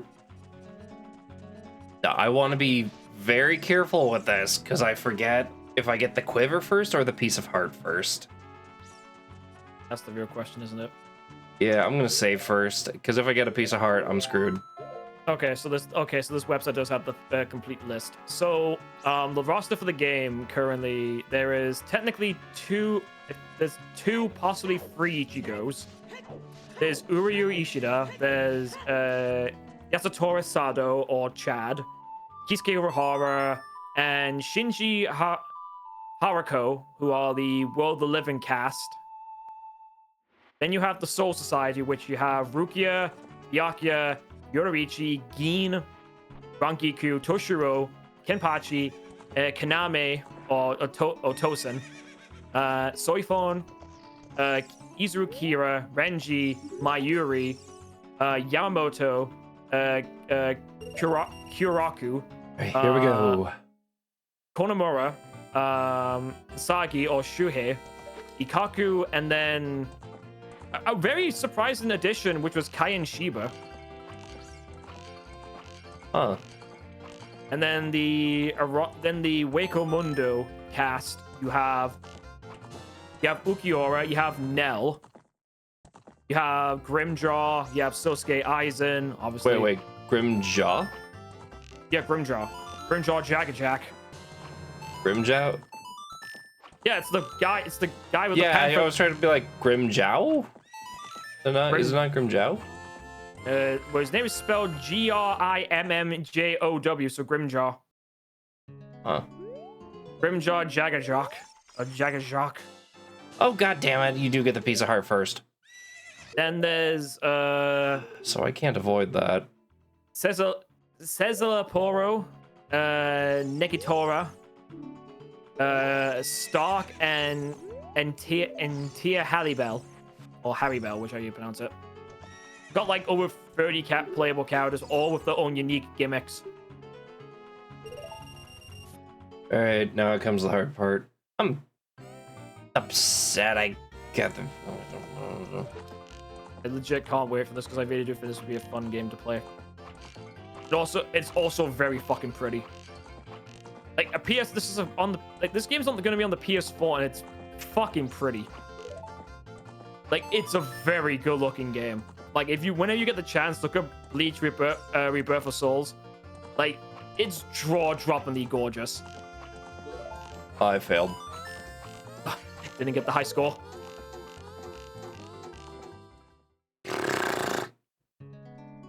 Gotta run it back. Here we go. I don't want to run it back. So I am forgiving 3 heart pieces because I still only have 3 hearts. And some of these to clear specific side quests, I can't avoid them. You just gotta be careful not to do a lot of side quests because what is this, like 4 or 5 pieces to make a full one? 4 pieces make a full heart. So if I do 2 more that accidentally give me a piece of heart, I'm boned. Maybe you should have like thought about like what quest you need to do first before taking on the run. Because I feel I did. But now it sounds like you're panicking. Ah! Done. Hooray! Biggest quiver acquired. Huzzah! I do want this.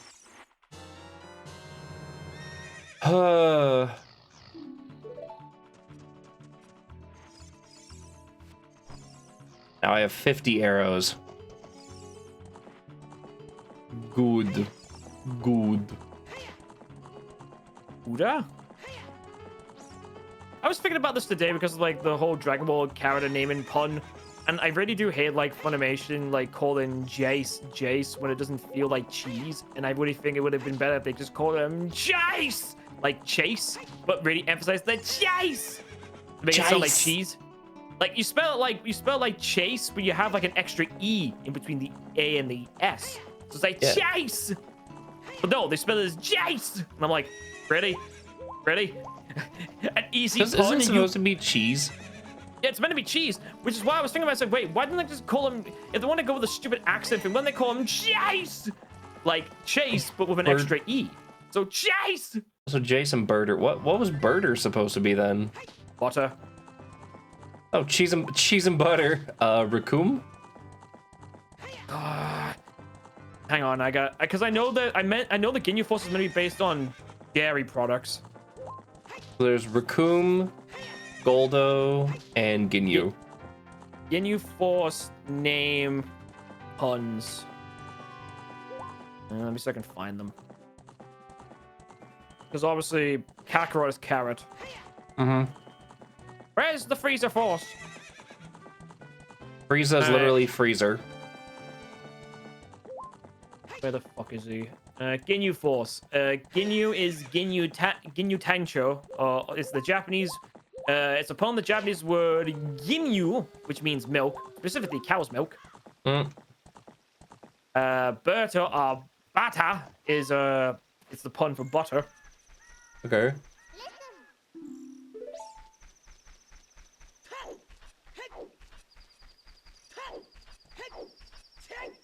Sorry, just had some food born in my room. Yeah, no, you're good. Okay, so like I said, oh wait.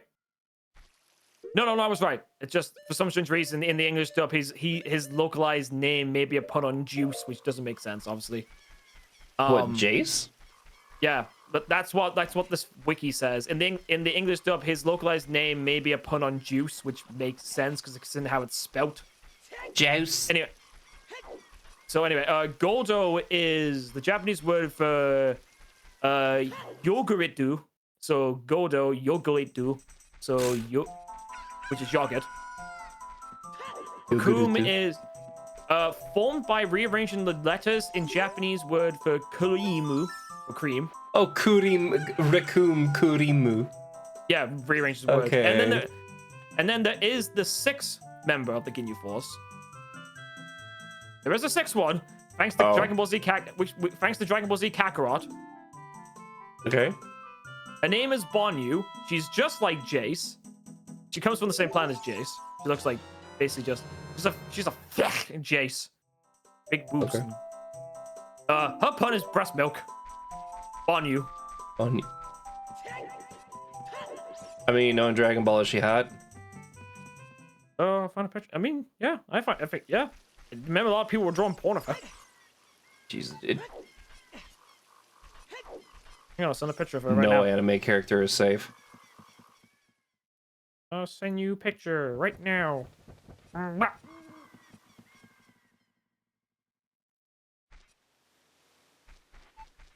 There you go. Ooh. I like it. Yeah, like I said, Jace, but fuck. What did I just join in on? Hey, Deva, we're talking about... You just missed the, like, psychological talk on good versus bad writing, and now we're talking about Dragon Ball name puns. Which are genius, by the way. Just want people to know that. Sion is a huge fan of Dragon Ball. We were also talking about Bleach before, because I got a copy of Bleach for Treasure, but I can't give it to him yet, because I have to wait until the game comes out. Anyway. Is there any other character name puns you want to else know? Since I've got the wiki up. As long as you've got it up. Give me a character. Deborah. Alright. Oh, Or come on, that's easy. Is it? Deborah? Yeah. Dabra. Abracadabra. Oh. That's an easy one. Give me one. Who was the guy that was all about being beautiful? Freezer, cooler, a little on the nose. Oh, Zarbon. Zarbon, thank you. The Japanese fruit, pomelo. Zarbon is the Japanese for the fruit, pomelo, which I don't know what that is. I don't either. I'm not too sure what that is. I'll have to look that up in a second. Give me another one. Am I gonna regret this? This is gonna make the mushroom spoil. What the Oh, you mean the game? Yeah, no. I'm thinking, wait a minute, which cat are you referring to as a mushroom? I have to move my mouse over so I can just... Ah, fuck it, I can just I know Piccolo's a pickle. Or the instrument. I was gonna say, you want me to be doubly sure on that one? It's either the food pickle or the instrument piccolo. Take your pick. It's not the food. It's the flute. It is the flute. Okay. Yes. There's I was gonna say, because you want to know the reason why it's like that? Because his minions were known as piano, tambourine, cymbal, drum. I think someone also says ukulele, gamelan, vibra, which is possibly named after the vibra slap, and tantan, which presumes from the tantan type of instrument. So yeah, instruments for like the mech for anyone related to King Piccolo.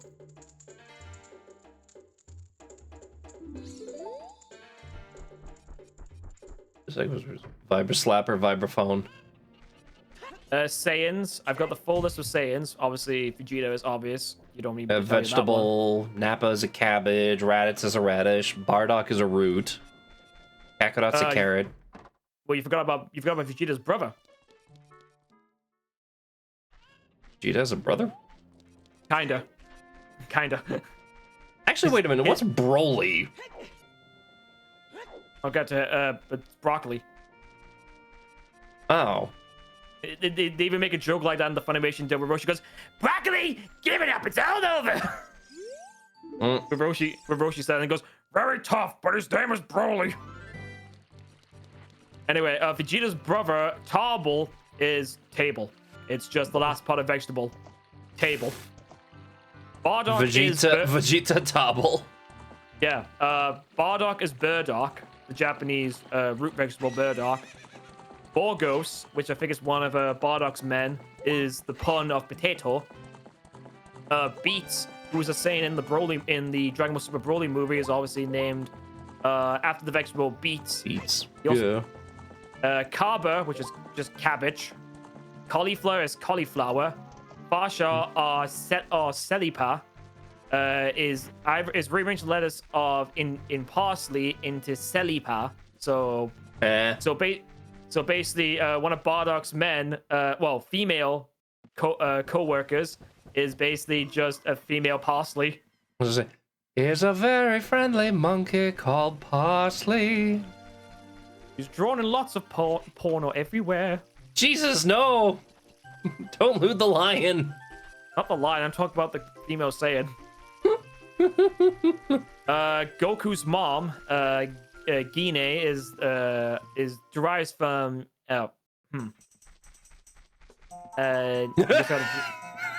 hesitation. No, because the word is spelled Negi. Oh. I get you. It's meant to be the Japanese word for spring onion. Yeah. Yeah, Negi. Thank you, Negi. Yeah. Negi. Yeah. Yeah, that's the name. That's Negima. Yeah. It's also just Goku's mom's name. Yeah, no, the Negi onion is actually what it's called. Yeah, I know that, but it's just the way it's spelled. I was like, don't want to actually say something else by accident. Then you've got Kale, obviously. And you've got Leek. You've got Leek, who I don't know who the fuck that's meant to be, but obviously known as Riku, named after the vegetable leek. Wait, is that what? Man, Sora's being chased after a leek. Kakarot is obviously carrot. Son Goku, the Japanese Onyuman name in Son Wukong from the Journey of the West. Yeah. Whom Goku is based on the Chinese and Japanese character parallels. In the Korean dub, Goku's name Son Wukong, the Korean name for Son, the Korean name writing for Son Wukong. Wukong, Goku, Ongon, all mean awakening to the emptiness in Chinese, Japanese, and Korean, respectively. And the Chinese dub also refers to Goku as Wukong by that proxy. Goku also refers to the amount of rice needed to feed a person for a year, typing it with his grandfather's name Gohan, meaning awakening to rice, as a pun. Goku can also be translated as extreme, relating to Goku's enhanced abilities compared to normal humans in Dragon Ball. Nappa is a Japanese term for greens in general, especially grape leaves. Also a form of cabbage, keeping with other Saiyans using English names as as the sources of their names. Oh yes, because like Nappa cabbage, or the grapevines, grape leaves. Huh. I think the English word is meant to be obviously the cabbage thing, but I think in Japanese it's meant to be like for the grape leaves. Paragus is obviously asparagus. Raditz is radish. I'm just looking at most of these Saiyans because a lot of them you won't know. Shugesh, which is pumpkin. That's one of Bardock's men. Tora or Toma is short for tomato. Now, Turles is one you won't get.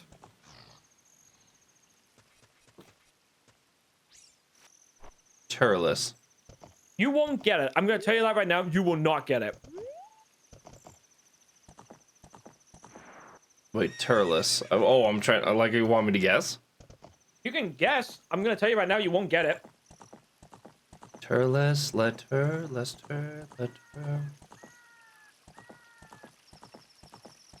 Can I get a hint? Okay. I'm trying to think of like a good clue that isn't going to give it away immediately. My immediate guess was gonna be lettuce, but that's too easy. Oh no, you're right. Oh, you're right. It is lettuce. So in Japanese, his name is pronounced as Talus. Oh. It's just lettuce spelled differently. Yeah, lettuce. No, you're right. Talus. Okay. Yeah, Talus. I was about to think way too hard on that. Then you have cumber, which is cucumber. Oh yeah. Again, I'm basically just looking for Saiyans that have actually appeared in anything related to Dragon Ball. There's a bunch of other ones that are basically just no names, really. All right, Gohan, obvious one. That's rice. Goten, a play on Goku's name, replaces the Ku character meaning sky with Ten meaning heaven. Characters in Goku's name can be read as understanding the sky. So Goten's name is reading as understand the heavens. The point being that Goten's name is on a bigger scale than Goku's.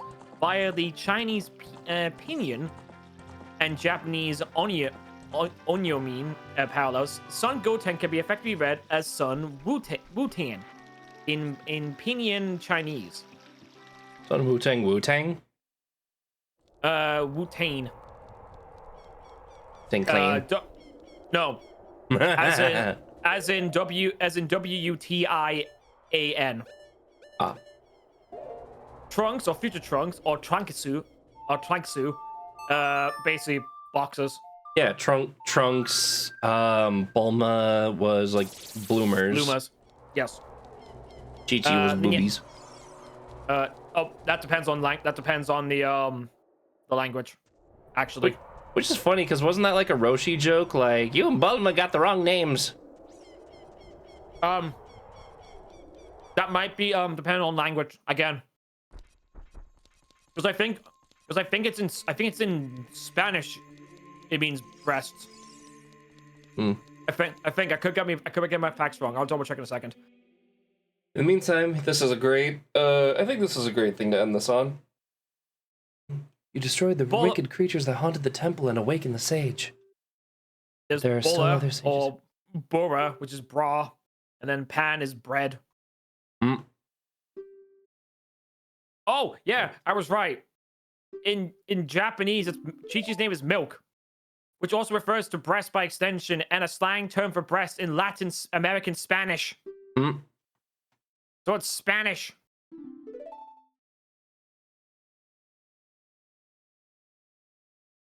Man's a genius.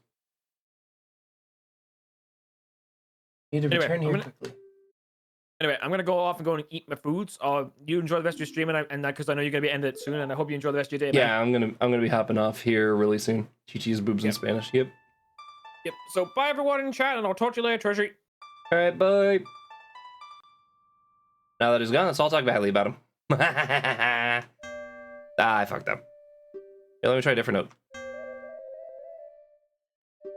Okay.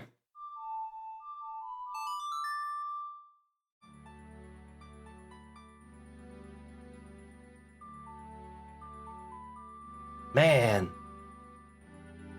In the midst of all that talking, all I could think of is that Sheik has got a nice butt. Get away from me, Link. As long as you hold the Ocarina of Time and the Master Sword, you hold time itself in your hands.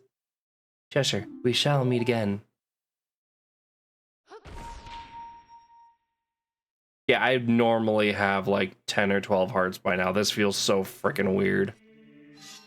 I'm gonna go ahead and drop this in here because I only have one side quest left as a child. And that is the well, which is non-optional.